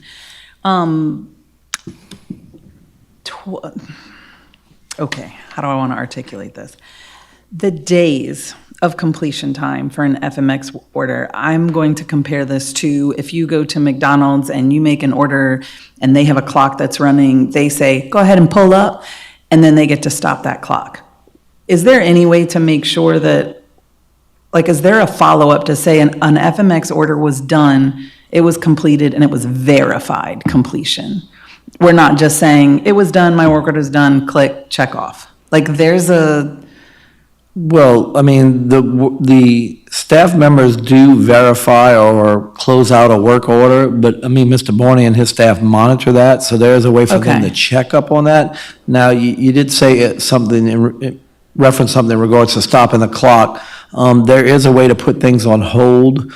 For example, if You need to order something. I think I had this conversation with Barney before, because it was like, if we have an order and it's not going to be for 25 days, I'm stopping the clock on that so it doesn't count as we didn't get it done, we couldn't get it done. Yes, ma'am. Okay, so that's in that. We're That's not factored in. clocking okay, because that's great. You know, you want to be happy about things, but you also want to make sure, okay, thank you. Yeah, we want to treat our employees fairly. Yeah, if they're waiting on a part for 2 months, we don't want that to basically ding their average. So, yeah, that is factored in. Appreciate that. Okay, moving on to our second. I'm trying to make sure if I'm right on the screen up there. Yes, okay. Our second objective, to reduce the district's average yearly kilowatt hour consumption by 2% over a 3-year period. Kind of in preparing, reviewing this, you know, say, whoa, they're going to see that number and say, wow, that's a drastic difference. So I did want to highlight that and talk about that a little bit. You see our baseline target, 2021, and then where we're at, 25, 26, which is similar to 24, 25, but even reduced further. You say, well, how can it vary that much. It's got to be a mistake in the data. It's actually not, and there's some major things we can attribute to that. 2021 was really before we initiated our green initiatives, which is part of this board's approved plan here. Things from HVAC systems to our energy management system where we're controlling the air conditioning, lighting and such, roofing upgrades, tint on windows, improved windows, but the biggest and most important one where we got the bang for the buck was changing from T8 fluorescent lights to LED lighting. We would see it implemented at school and the bill drop by like 40-50% the next month. It's that significant of an energy savings. When you think about the number of fixtures over the size of a school and that energy consumption, that's where our biggest gains were. So we have completed LED bulb replacement at every site. Almost all of that was grant funded through energy. So that was obviously a bonus that we were able to make those improvements without expending district funds. They're now entering the next phase, which is completely changing out the fixtures. This was just popping in the bulbs. Now, we probably won't see that huge drastic jump, but we will see increased gains because obviously a whole new fixture is going to be more efficient than just a bulb replacement. So we're going to see some gains there, but later we're going to talk about ways in which we're going to try to promote that our people take the next step. You can only go so far with technology, then we're trying to affect the behavior. So we look to continually reduce this number, but you won't see that seismic drop because it's just we've seen that big gain already, if you will. Any questions about that? Yes, sir. Potentially for the fixtures, that's all. Absolutely, yes. In fact, they've already started Hornville. We've already been approved to completely change out all the fixtures at Hornville High. I don't have the exact number on me, but it's in the thousands. So that is going to be completely paid for by the grant funding. So, yep. So, yep, we'll look to keep on the lookout for opportunities like that to make upgrades and not cost the district and in turn later save money. So it's a win-win-win, if you will. Okay, and the next slide. This is another objective that we kind of look at closely. Meet or exceed 92%, agree, strongly agree. Response rate on the stakeholder survey, it's about on 4 or 5 different items. I'll give you a second to look at that.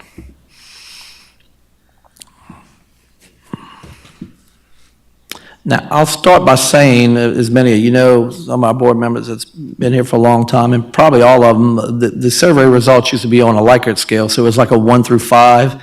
It seems like our target was always, let's get that 4 out of 5. Let's get that agree, strongly agree. So when you equate that to percentage, that's 80%. So while we want to be 100% on all these, realistically, that's a tough goal to attain. We'll continue to shoot for that. But you can see where we fall on the baseline.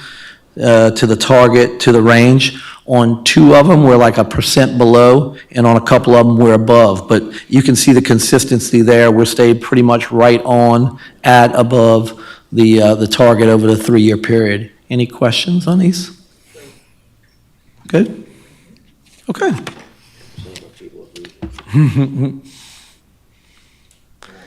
Okay, so under priority 1, designing and maintaining facilities to support student and employee success. I'll give you a second to read these because there's 5 or so of them. I'm just going to highlight 1 or 2 and then entertain any questions you may have.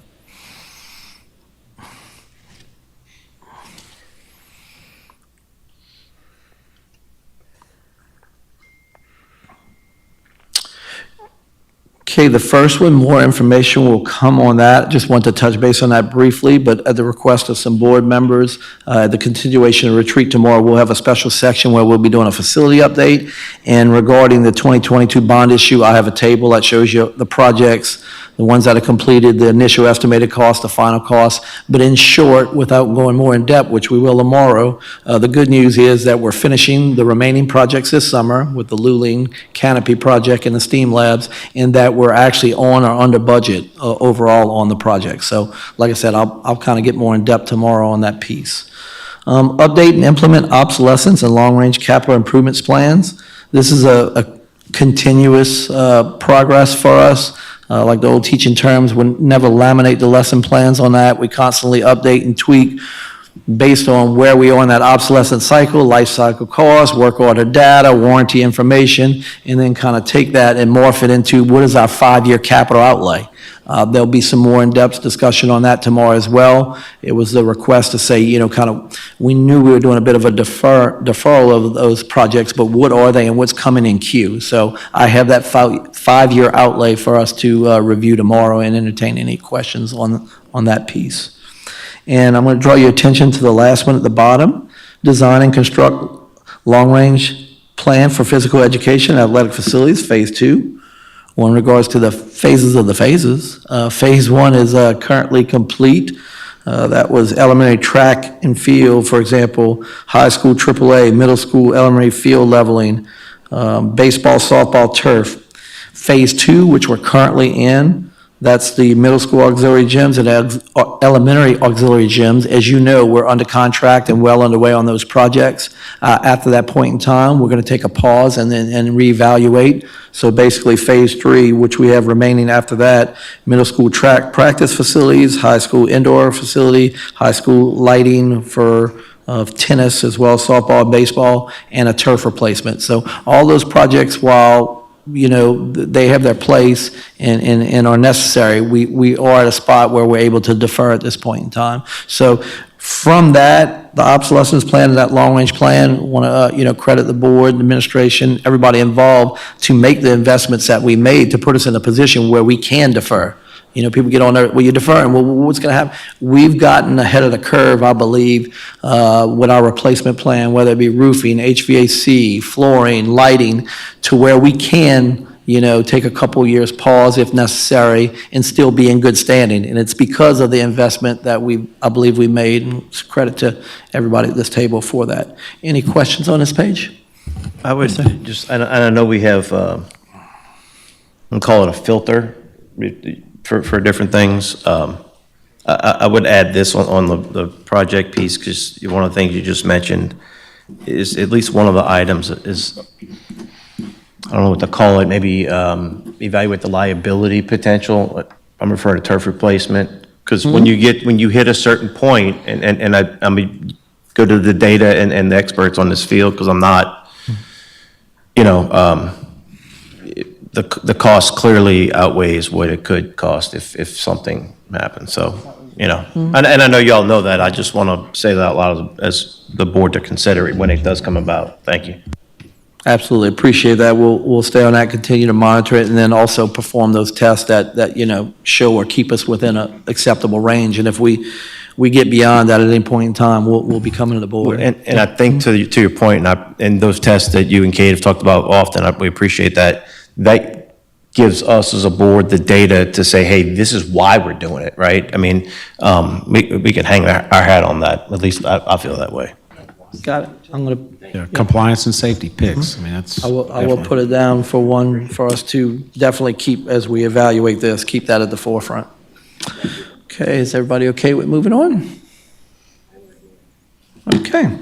It's a continuation of priority 1. I'll give you a second to see the multiple topics there. I'll hit on some highlights here shortly.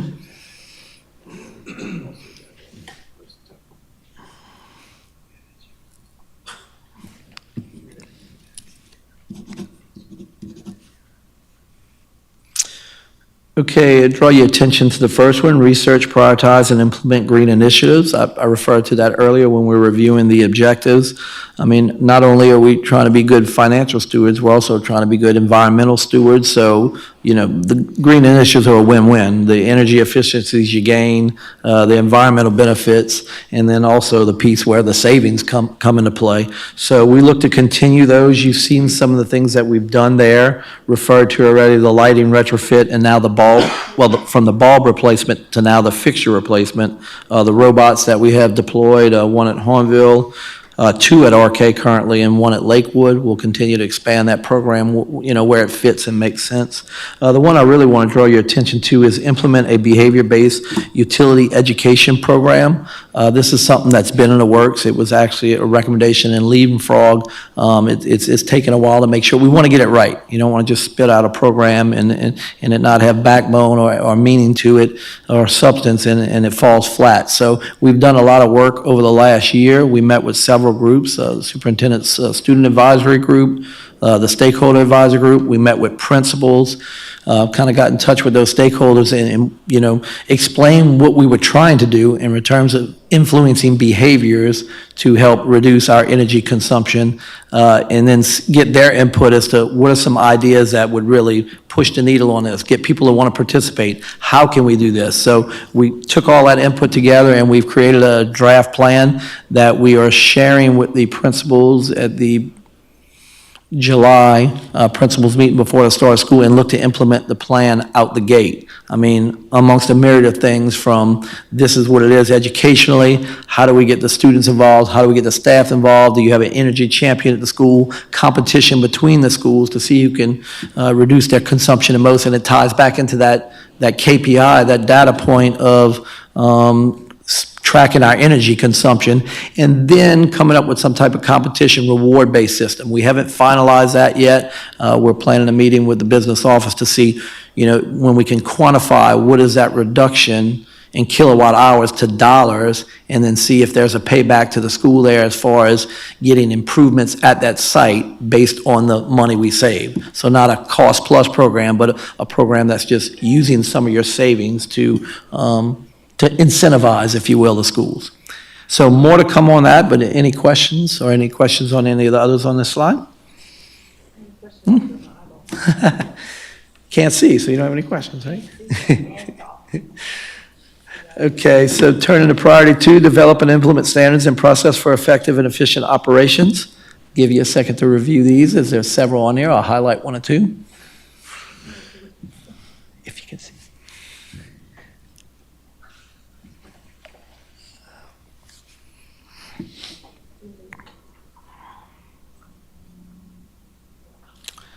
Okay, Are these new action steps, or were these from, create the first one? That's new, or was that last year's? It's one that was added last year. I mean, Okay. this is the fourth year, obviously, of that previous 3-year plan, so I added it in, and it's in progress. But yeah, it wasn't on there 4 years ago when we first started. But yeah, thanks to the board for suggesting those, added them. And then, my status update, that is one I wanted to allude to, is that we're in progress as far as my department goes. We have weekly meetings, and we try to do 1 or 2 per meeting. It's a bit of a tedious process, as many, yeah. So we'll first draft it, then we'll come in with questions, review it, then we'll tweak it, and we'll bring it back and say, okay, yeah, we got that one. So we do have a list that we're just whittling away at. We're kind of checking off as we go. So we feel good about that. We see the value in that, one for the day-to-day step-by-step, but also in the big picture succession planning, whether somebody's just out or when that person does leave, retire for whatever reason, to have them set up for success, from duty mapping to cross-training to succession planning. So that is definitely on our radar, and we're going to continue working on that piece. And if I could just add, every department is creating these, so all standing operating procedures are actually due August 1st as a reminder, including the superintendent. So that's across the board. Mm-hmm. Yes, thank you. The other one I'd like to highlight is our enhanced budgeting process. In regards to the enhanced budgeting process, I mean, there was always a in-depth review of the physical plant budget, in a sense, internally, because we touch so many different components and programs. So we've always had set where we've done monthly budget reviews of where we're at, and then we kind of trend that data. Are we a third through the year? Should we be a blank percentage? Do we need to slow down in a certain area? Do we have funds available for certain pieces? This is in our general budget. Of course, our, budgets like for construction are more finite. We know the exact amount we're projected to spend based on the bid amounts and such. But anyway, just that continuous review of that. We are setting up more consistent meetings with the business office. I believe we're going to quarterly to where we're going to review the construction program to say, okay, we expected, blank to hit over this quarter. We're really actualizing that it's going to be in the next quarter. So how do we make adjustments and keep in tune with that whole cash flow piece of the construction projects, because they do make up such a significant dollar amount and amount of the budget. So we set those meetings there. We've actually had one already. We're continuing to meet with the internal auditor. That's multiple times a year where they come in and kind of just go over our books with our senior secretaries and make sure everything's in lined up in tune. So we're continuing what was done, but adding extra layers and extra steps in there as well. So that'll be an ongoing process. Any other questions about the items on this page? Okay. And I believe this is our last action step page. Give you a second to read those few.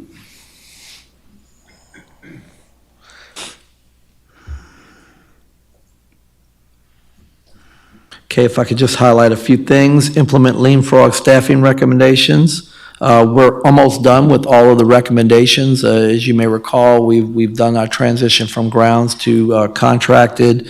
That maintenance manager position was converted over to a physical plant project manager position. And then the last piece is attrition based. So, for those things to fall into place before that happens, is a conversion of a maintenance manager to a maintenance coordinator with some different job duties within that new position. So it's not, I say new, it's not an add position, it's a conversion of the current maintenance manager to a slightly different role, but that'll happen through attrition. So we're not quite there yet. And last but not least, we continually review and revise our custodial and maintenance staffing formulas. We're looking at that closely as we, look at positions that become available and in determining, where we potentially have some areas to combine duties and potentially save in that regard, or through attrition and things of that nature. Any questions about either one of those objectives or anything in general? Yes, ma'am. No, Mike? No, Raymond's a child, so he put it on the floor. I can't put baby in a corner. Do they do work-life balance surveys for our maintenance personnel as well? We have that everybody data does, yes. somewhere you can share Yeah, with me. and, obviously I don't have it on me, but we do participate, through the Upbeat survey, and then we get those results, pretty much every department, but the maintenance department is tasked. I've been there before where they get the results and they review them with the guys and try to get an understanding of, the highs and lows and what's leading to that, those strengths and weaknesses. So they will make that evaluation. They get Okay, it, yes. thank you. Any other questions? Okay, now that's just phase or part one of the facilities. We have Mr. Rogers who has the athletics and safety portion. Thank you. Thank you. Mr. Ron? Back. Sorry. Reinsert the starter. We did questions. Okay, so safety. Safety has one priority. One priority, I like that.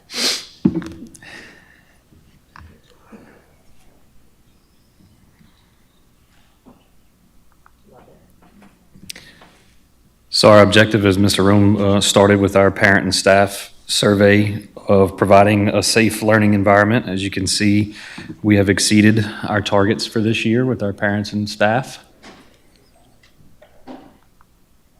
Moving on to our next objective, Mr. Vanette has done a great job of converting how we used to use a safety rating score. You wanted a lowest score, it was confusing and a lot of things went into it, so it's actually a % now.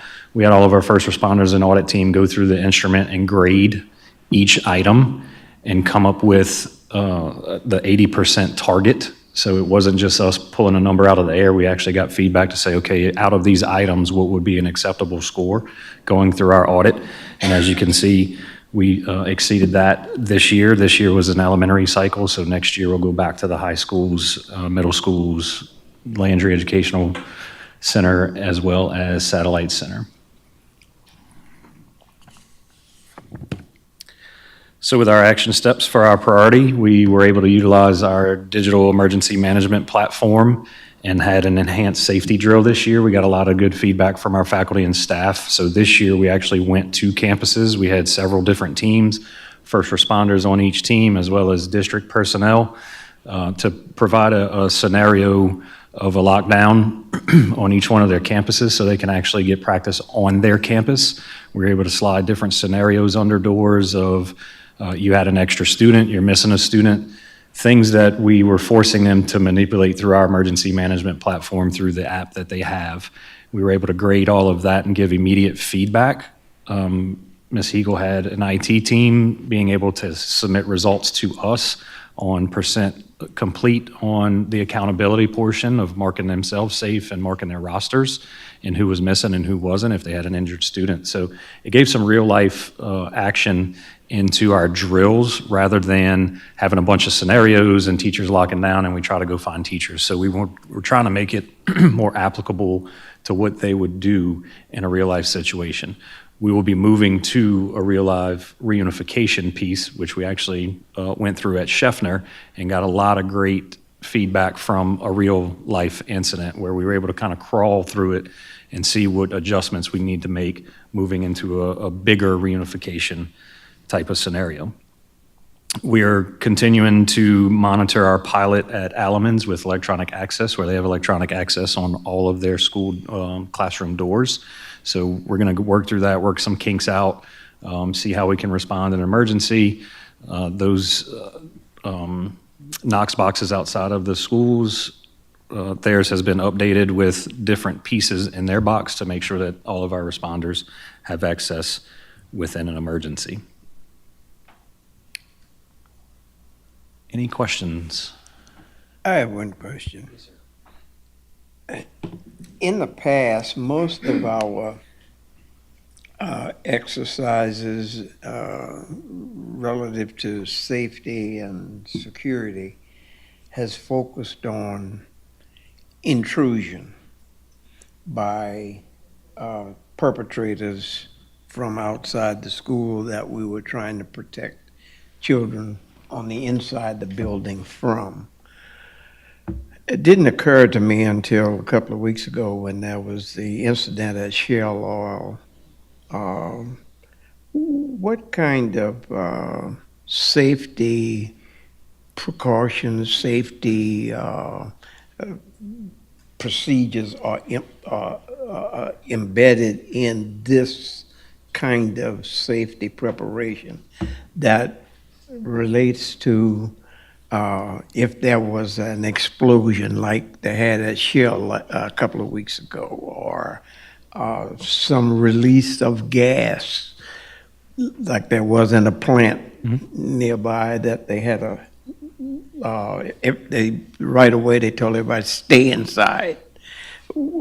Are we incorporating, since we are in an industrial community, are we incorporating any kind of response to those kind of emergencies in our planning? Yes, sir. So this year we actually went through a Waterford 3 exercise, and it was in conjunction with EOC and Waterford 3 with all of our emergency responders around the parish on a chemical release. And we got to go through all of our plans and procedures of notifying schools, shutting down HVAC systems, locking doors to create a better seal on the door. So yes, sir, we do practice that. You good? Mm-hmm. No, I was going to say, St. Charles Parish is the only one, at least regionally, maybe, I don't want to say statewide, as a parish that has our EOC is 24/7. So I know at least regionally we are. You might know better, I'm not sure. Yeah, you don't need to know, just. The state, yes, sir. Yep, okay. What cycle is the LPAC on for the audits? They're tied to the satellite center. So when we go through the satellite center, we ensure, and we added them 2 cycles ago. Dr. Orling, I would just add that if you could please keep some sunblock in Mr. Rogers' car for the next reunification drill so that he has extra sunblock, please. I've added that to my go bag. Well, thanks. Any other questions or comments? I was burnt, thanks. Do what you got to do for the kids. So now moving on to athletics, again with one priority.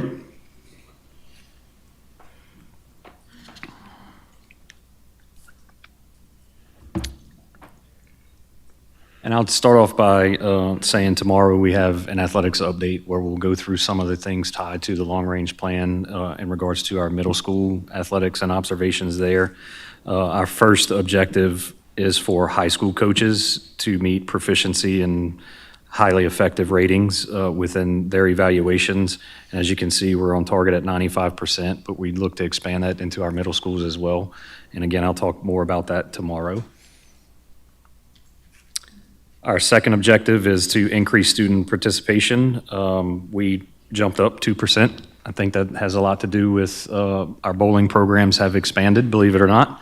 We now have a JV team at one of our high schools with bowling, so it's growing that program. And then, of course, adding the girls flag football program this year, which was excellent. And one of our high schools was actually in the semifinals in their first year of existence. So it's a great program, and it expands opportunities for our kids. And we have our first signee of girls flag football as well at Destrehan. She's going to be going to Millsap. So And great the powerlifting opportunity. too, right? The last 2 years, the powerlifting program is really Powerlifting has expanded. grown significantly at both high schools.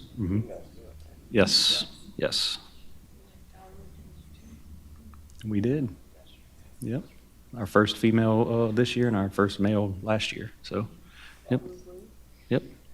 So going to our action steps, as Mr. Rome talked about some of our long-range plan for athletics facilities. Our Student Athletic Advisory Council is now in its second year of existence, and they were very instrumental in our district athletic awards event. They developed it, they produced it, they were all in. They really did a good job with that awards show a couple weeks ago. Coaches Mentoring Program we'll speak a little bit about tomorrow with our high schools and middle schools and getting more involved with our coaching staff because we have a lot of coaches that excel in their programs that we need to do a better job of communicating back and forth and mentoring our younger coaches. And then developing an athletic website and streamlining communication. There's a program that we're implementing and we're training on right now called Ball Frog. And again, I'll get more in depth with that. But once you update your schedule, it's real-time updates. It's real-time action to the athletic websites. And it checks a lot of boxes because also it has a communication piece to it where it adds a third party within whether it's an athletic director or principal. Anytime a staff member is communicating with a student, there's another adult that's in that conversation, and it keeps track of that information for as long as we need in case we have to revisit conversations later on. So it really checks that box of the electronic communication piece from a safety standpoint as well. But I'll get into the ins and outs of that Ball Frog app tomorrow. Mr. Rogers, Yes, ma'am. the District Athletic Awards event, for those of us who attended, it was phenomenal. It really was. And once again, congratulate Mr. Ellis Alexander as the Legacy Award. Is this something that's open to the public, that anyone who wanted to come could come? Because I felt like it was just those families of those kids that, or teams that were being recognized. Is this something that we can say anyone in our community can come, but it's first come, first served? I know we can't have everybody. I mean, we only have so much room. Yeah, that's the tough thing. This year was an invitation only being the first year, so we can crawl before you walk, if you could say, to make sure that we were on pace and making sure that it was a nice event. That's something that we can bring to our Student Athletic Advisory Council to see if we want to expand it. But it would almost be a ticketing thing as well, so we knew capacity of the LPAC and we wouldn't be overloaded. So, but we can bring that back and see how, if we want to expand it to the community, if anybody would like to attend.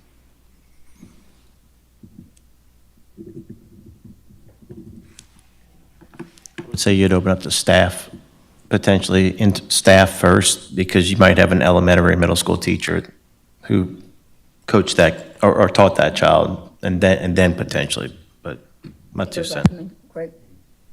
Great recommendation. Anything else?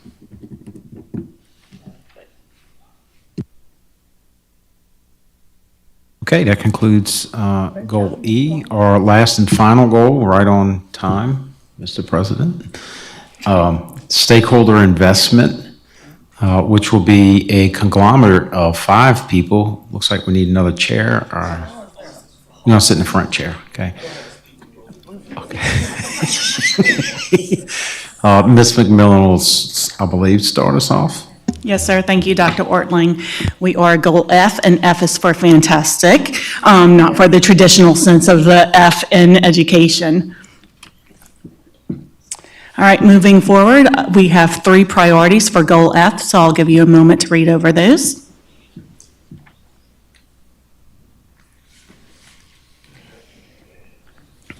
And then taking a look at our objectives. Our first one is to increase annual traffic of visitors to the website by 5%. You can see that we've made gains year after year on visitors coming to our website. Next is increasing participation rate for our survey. You'll see 3 different objectives here around our surveys. This was something our system-based team looked at originally to say, you know, typically with survey participation, if you get anywhere from a 10 to 30% participation rate, that's considered good and reliable evidence. But of course, in St. Charles Parish Public Schools, we focus on excellence, not on just good. So we've set for ourselves higher targets, and you'll see our progress on those individual targets, with the first one being our parent and guardian stakeholder participation rate.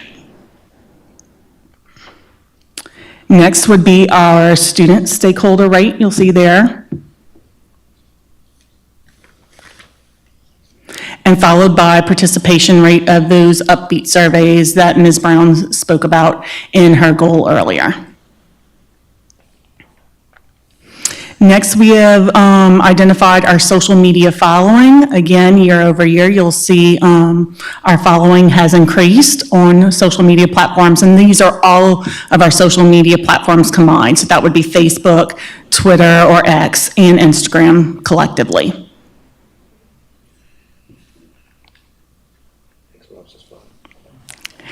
Moving forward, you'll see personalized contacts. This would be our school status. So those individual one-on-one communications between teachers and employees with parents.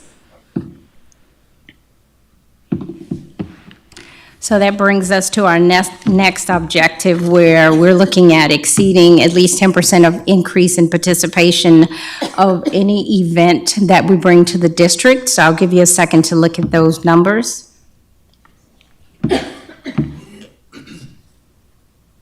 And if you look at that bottom number in district-wide events, you will see a slight decline in that. Those events are events that we bring to the public. So last year, in the past years, we were able to join the Battle of the Paddle, which we really provides us a huge number of participants there. United Way does not always have a place for us in the bus, and so we can't always participate there. We get there, we try to get there early enough to in the year to call, but of course, toward the end, they're not always able to accommodate us.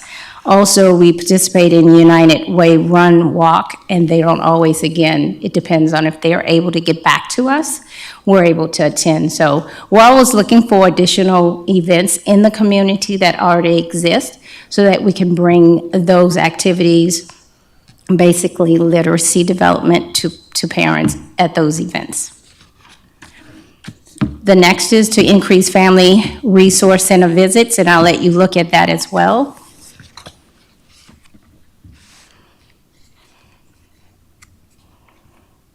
And again, when you look at our baseline, initially we were looking at play groups included. So family center, parent contacts included play groups, which in fact brings parents almost every day to all of our family centers. And then as we challenged ourselves, we did not just want warm bodies as the number of people, but we started moving to activities that would develop parents' background in academics, social, emotional, individual personalized opportunities for parents to gain knowledge. So less quantity, more quality there. We, again, looking at the annual sessions that we provide to out-of-network providers. Those are the daycares that are not in our network. There are 5 of them. And we have been able to, again, they were coming to us when we hosted those events. They were usually between 3 and 5. That is still a very busy time for daycares. So we then began to take the bus to them. So we took our support to daycares, and so we were able to increase the work that we do by modeling for the teachers. So now those teachers come get on the bus, we model the lessons, and many of the times the teachers, once they model the lessons with their students, will go back into the pre-K providers and observe those teachers and provide feedback. So that has been very positive for us. We've been able to support more teachers along with the in-house, in-network providers that Ms. Weber was able to provide through early childhood. Again, we have a question. We have an ELL parent survey that we provide to our families. And the one that we are tracking was, I feel supported by my schools, my child's schools, and teachers.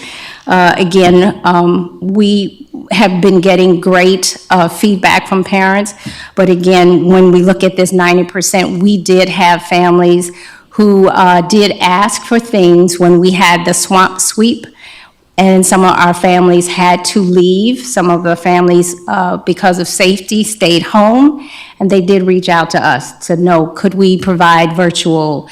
Could we excuse absences? Those were things out of our control. So of course, you're gonna have some parents that may not have felt as supported, but we're still excited about the ones that still felt like they were, because we did support them in multiple ways. We took supplies to homes during that whole almost a month time. We transitioned from in-person family meetings to virtual meetings, and so therefore we kept that until the end of the year. And our percentage of families that participated, our EL families, increased because it was virtual. So you'll see here, as with other goals, we do have a statement on our stakeholder survey. I'll give you a moment to read over that survey statement.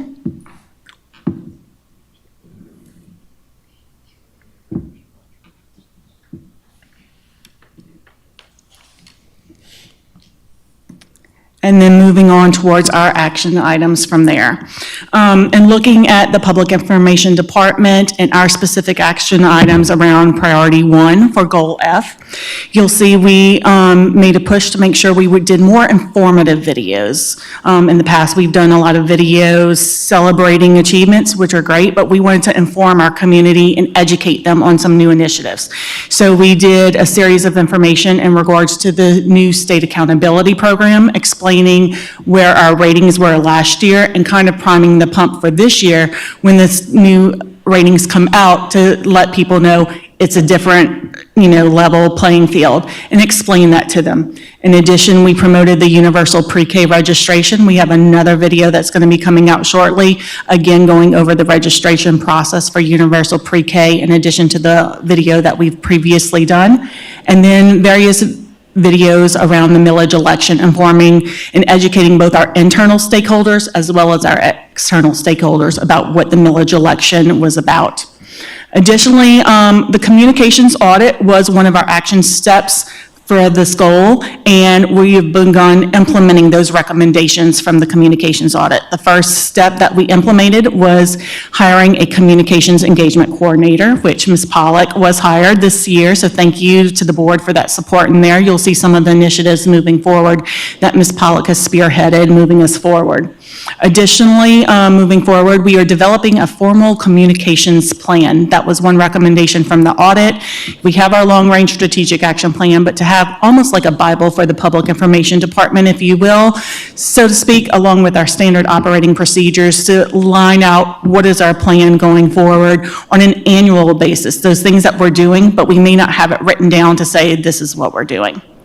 Additionally, one item that was in the long-range strategic action plan that was supposed to be completed this year was the digital billboard that was going to be erected. However, due to the financial situation, that was one of our capital improvement projects that we did put on pause or defer until the financial stability was there to provide budget for that specific item. So with that, I'm going to turn it over to Ms. Pollock to talk about our alumni engagement initiatives. So we were able to kick off the Alumni Engagement Initiative this past year by forming a group of internal stakeholders as a alumni steering committee to really drive what that direction was going to be when engaging our alumni. So one of the first outcomes that came from that steering committee was establishing branding as well as visual identity, so that way anyone, whenever we put out communications from the district, they would be able to tie it back to the district and see that it's closely related. And so I will show you that logo that we landed on in just a second. But I do want to point out that what I'm about to show you is the district level logo. We are working to make different variations for our alumni associations as well as our different schools as well. Hopefully this works. And so I'm proud to share with you our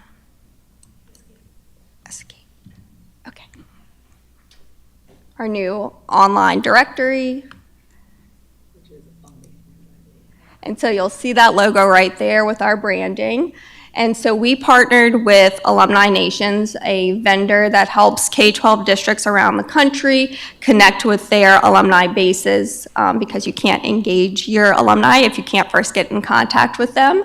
So we are now in a communications campaign. We were able to turn over 15,000 student records from the past 25 years of graduating classes, and we were able to give them their last known address and phone number, and Alumni Nations was actually able to use public records to pull email addresses for about 11,000 of those contacts. So we have a campaign going on right now to where we were able to email those 11,000 contacts an alumni interest survey, and just to gauge their priorities when it comes to alumni engagement. And at the end of that survey, they're then invited to join the network and essentially claim their profile. So, but for our graduating classes before the class of 2001, we're having to take more of a grassroots effort. And so we've done quite a number of community events throughout the year where we know our alumni will be, whether that's Bridge Run or Battle on the River, and we'll continue to look for more opportunities there. And just at our recent graduations, on the back of the program, we had a QR code to where people could sign up. So we're really excited for this resource that will be available not only to the community and our alumni, but our emerging alumni associations, which I have another exciting update there. As of last week, the Bethune-Destrehan High School Alumni Association and the Carver-Hahnville High School Alumni Association are now both registered with the Secretary of State. And so they are moving forward with setting board meeting dates so they can adopt their bylaws. That way they can move forward with the 501c3 establishment process, which will allow them to recruit membership as well as host events for the 26-27 school year. There we go. And so outside of just our proud alumni, just here in St. Charles Parish, we're very proud of the unique and rich history that we have, and we want to make sure that we celebrate that and continue to tell that story. So what we now have available on the district website is a timeline that spans 3 centuries and can be updated at any time. We also do have a physical display here at central office, and then when you go to the alumni centers, they have their own schools' histories, including Bethune and Carver, displayed in the staircases as well as the hallways. And also, when you visit the alumni centers, you'll find interactive kiosks, which have those timelines digitized, but they also have full They will have full yearbook collections for both Hahnville and Destrehan. I'm proud to also announce that I've located the last yearbook I was looking for Destrehan, class of 1955. That's sitting in my office. But we had a great head start with the library collections, and we're able to engage the community to fill in those spaces. So those are currently being scanned, and I'll be sending off that class of 1955 to be scanned. And this is just a look at what that yearbook collection looks like. So this is Hahnville's, for example. We don't display the past 5 years just to protect student identity. But yes, going back all the way to the year 1950, you can click through. You can search as well by name, and it will pull up, different students or teachers and whatnot. And we are working with our contacts with Bethune and Carver to build out those yearbook collections as well. So just want to thank you all for the opportunity that I've had this past year to tell the story of St. Charles Parish Public Schools, and I look forward to doing more. Where is this available? The links are on the sheet. I know, but I'm saying for the public, or it's not ready for the public? So the specific digitized yearbooks are on the interactive kiosks, and you can access those. The online directory is not yet open to the public, but it will be shortly via our website as well. And you can see here in this menu, you'll be able to go to those collections once we link it to our website. And Sharing this publicly yet? We've shared it on social media, and it's got a lot of traction. And additionally, anyone who's been to the interactive kiosk, there's a QR code there, so you can scan it on your phone and view it on your phone or mobile, any kind of device. You don't have to stand there at the actual kiosk, especially if there's a line waiting. Is this the website, if you don't remember the date, like was it before the millage elections or after? This is, Ms. Pollock, do you know when we emailed? Right, if you don't know. The campaign? The campaign started about 2 weeks ago. I was just curious if it got lost in the, I mean, if it's online, yeah, I know. I mean, first of all, let me just say It this. lost, it got shared a lot, because I saw it and stalked my husband. Well, maybe I was sucked in, Yeah, the maybe, yearbooks was- maybe my feed must have been. You need a new algorithm, sir. The yearbooks were about a month before. I believe it was in April that we shared it. And then this communications campaign went directly to emails about 2 weeks ago. So I recall this discussion going back, I'm gonna say February of 24, maybe, Mr. Cody, I don't know if you remember. What discussion? Of this position. Oh. And would you turn this into, like, we're talking with Dr. Ortling, and I remember at the PLC talking about this, I believe actually February 25, if I'm not mistaken. Fast forward, great hire, you've turned this into way more than I ever thought it would be in such a short period of time. It's amazing. So y'all did an unbelievable job on this, along with a great job on communicating the millage elections. Not enough positive things to And say. if I may add, I've been on the board 15 and a half years, and we have thrown around a Hall of Fame wall, this, that, and I think this is the start of something that we as a board, we as a community and so forth have been looking for, and it can only grow to bigger and better things. So thank you guys for putting this together. Thank you, and it was for the support of the board. Again, like I said, Ms. Pollock has been instrumental in pulling this information together and making sure it's available for our community moving forward. Just a question relative, because you mentioned the graduation program had the QR code. Yes. Were the students made aware of that prior to the actual graduation, or was the QR code primarily for the attendees? In other words, are we utilizing the graduating class in a space like this on a personal connection to have them sign up prior to graduation? They were invited to do so at graduation practice. Oh, great idea. And then we do have one other action step in regards to priority one. So With the Department of Justice, they have pushed back a deadline, but with Title II, there are some new stipulations and guidelines for accessibility for anything that's online by a government entity. And when they say web accessibility, it's not just in regards to website, it's anything that's read through a screen. So a huge step for us, and in conjunction with the Executive Director of Information Technology Services, and Ms. Hegel, we are going to be looking at everything the district does digitally in communication to make sure we are now meeting those compliance guidelines moving forward. That deadline is April of 2027. So we're going to now look at an internal review of all of our digital communications, put in a checklist and guidance for not only, school communicators, but anyone within the school district on how to share information, because that even goes down to emailing a PDF. If it's emailed, it has to meet these certain specific guidelines, including something as simple as making sure it's being able to be read by a screen reader if someone has visual impairment. It can also be if someone has red-green color blindness and you are highlighting, changing the font of one word to red to call it to someone's attention. Well, if they're red-green colorblind, they're not going to know that you're stressing that word in the email. So we're going to be putting together an entire plan to address that compliance. And can I give credit to this, because it goes back to 2023. I believe you're on a committee, Mr. Cody was on a committee. The new website does have the ability with this web accessibility. That was something that we brought up and made sure that that was actually one of the items that they can address, because we knew that that was eventually going to be some requirement, and I'm not shocked by it. I recall discussing that. Thank you.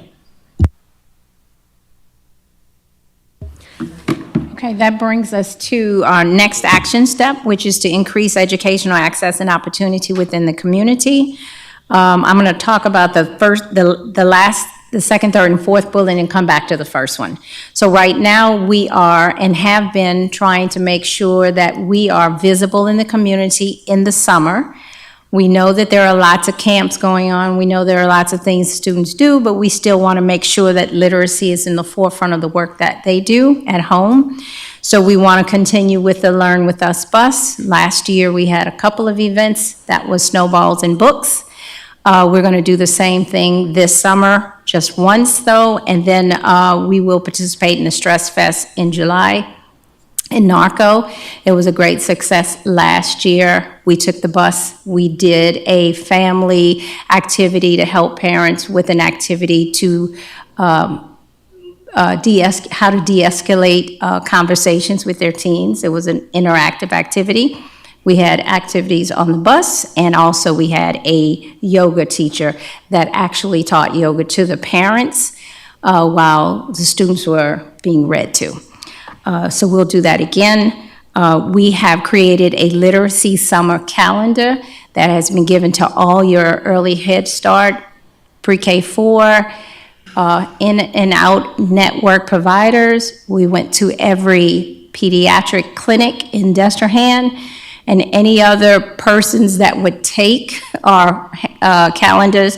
Those calendars have literacy events from starting May all the way to August 1st. And then the last thing is we partnered with KidCam last summer, and we will do the same to get some of those students that are in first and second grade. We provided Spanish lessons to them for 6 weeks. Parents absolutely loved it, and the kids loved it. They couldn't wait. We went 3 days out of the week there. The very first one is a event where we're going to be partnering with Access Health and the American Red Cross. They are the ones that actually came to me and presented this.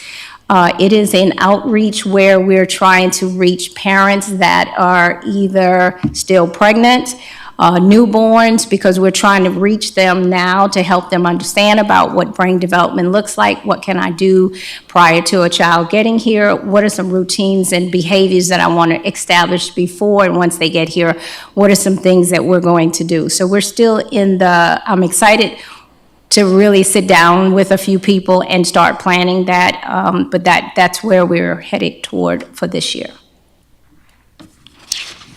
And our last action step is, again, focusing on our English language learners. We just did get our scores back. ELP scores look really very good.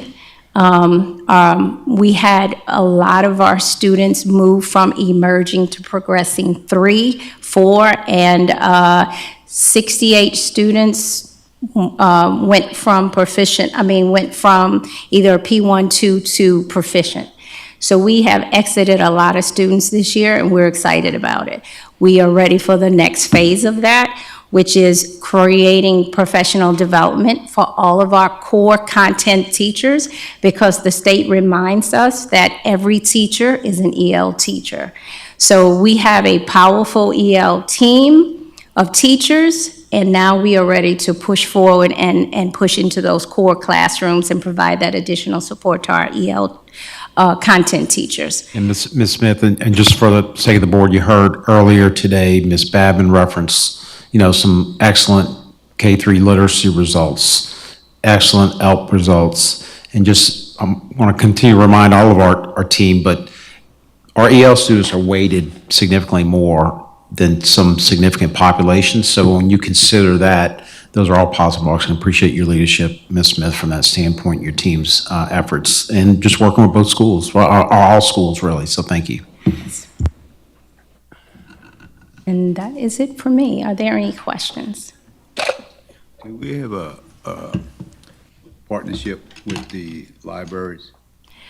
We do, when you say, we partner with them in the summertime and then also during the school year. So they do share with us their agenda of activities during the school year, and we do share that with our parents. But do we contribute anything to the different programs that they may already have?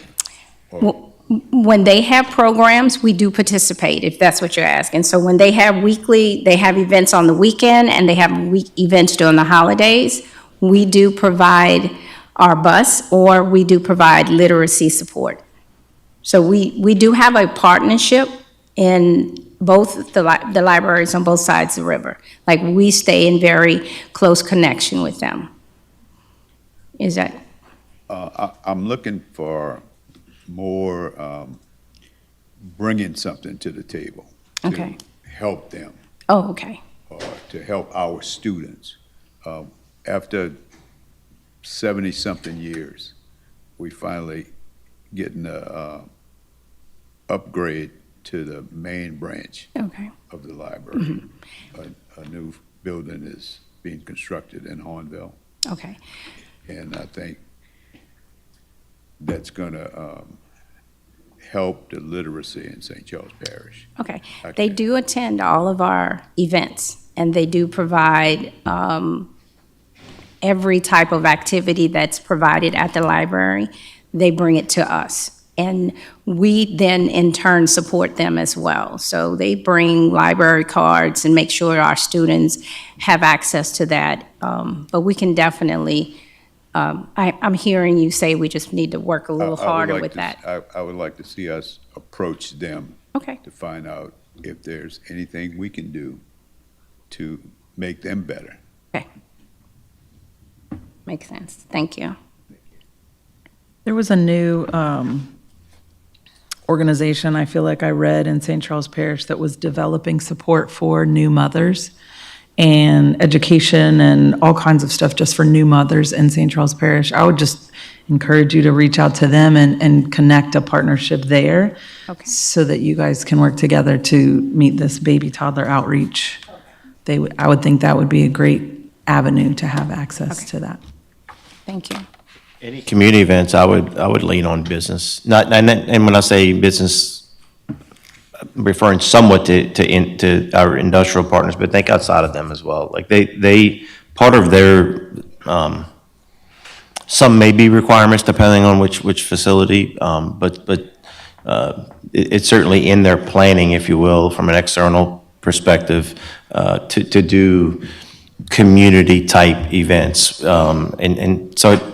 I know we always look for school partnerships, but it could be that piece as well. If I can help you with it, let me know. Okay, thank you. Thank you for writing it down. If there are no other questions, I'll entertain a motion to adjourn. I move to adjourn. We have a motion by Ms. Boudreau, second by Mr. Gregson. All in favor, say aye. Aye. Any opposed? We stand adjourned. 7:30 is breakfast, 7:30 to 8, 7:30 to 8, right, Ms. Babineau? Yes, 7:30 to 8 is breakfast in the morning, and we'll start sharply at 8 a.m. tomorrow.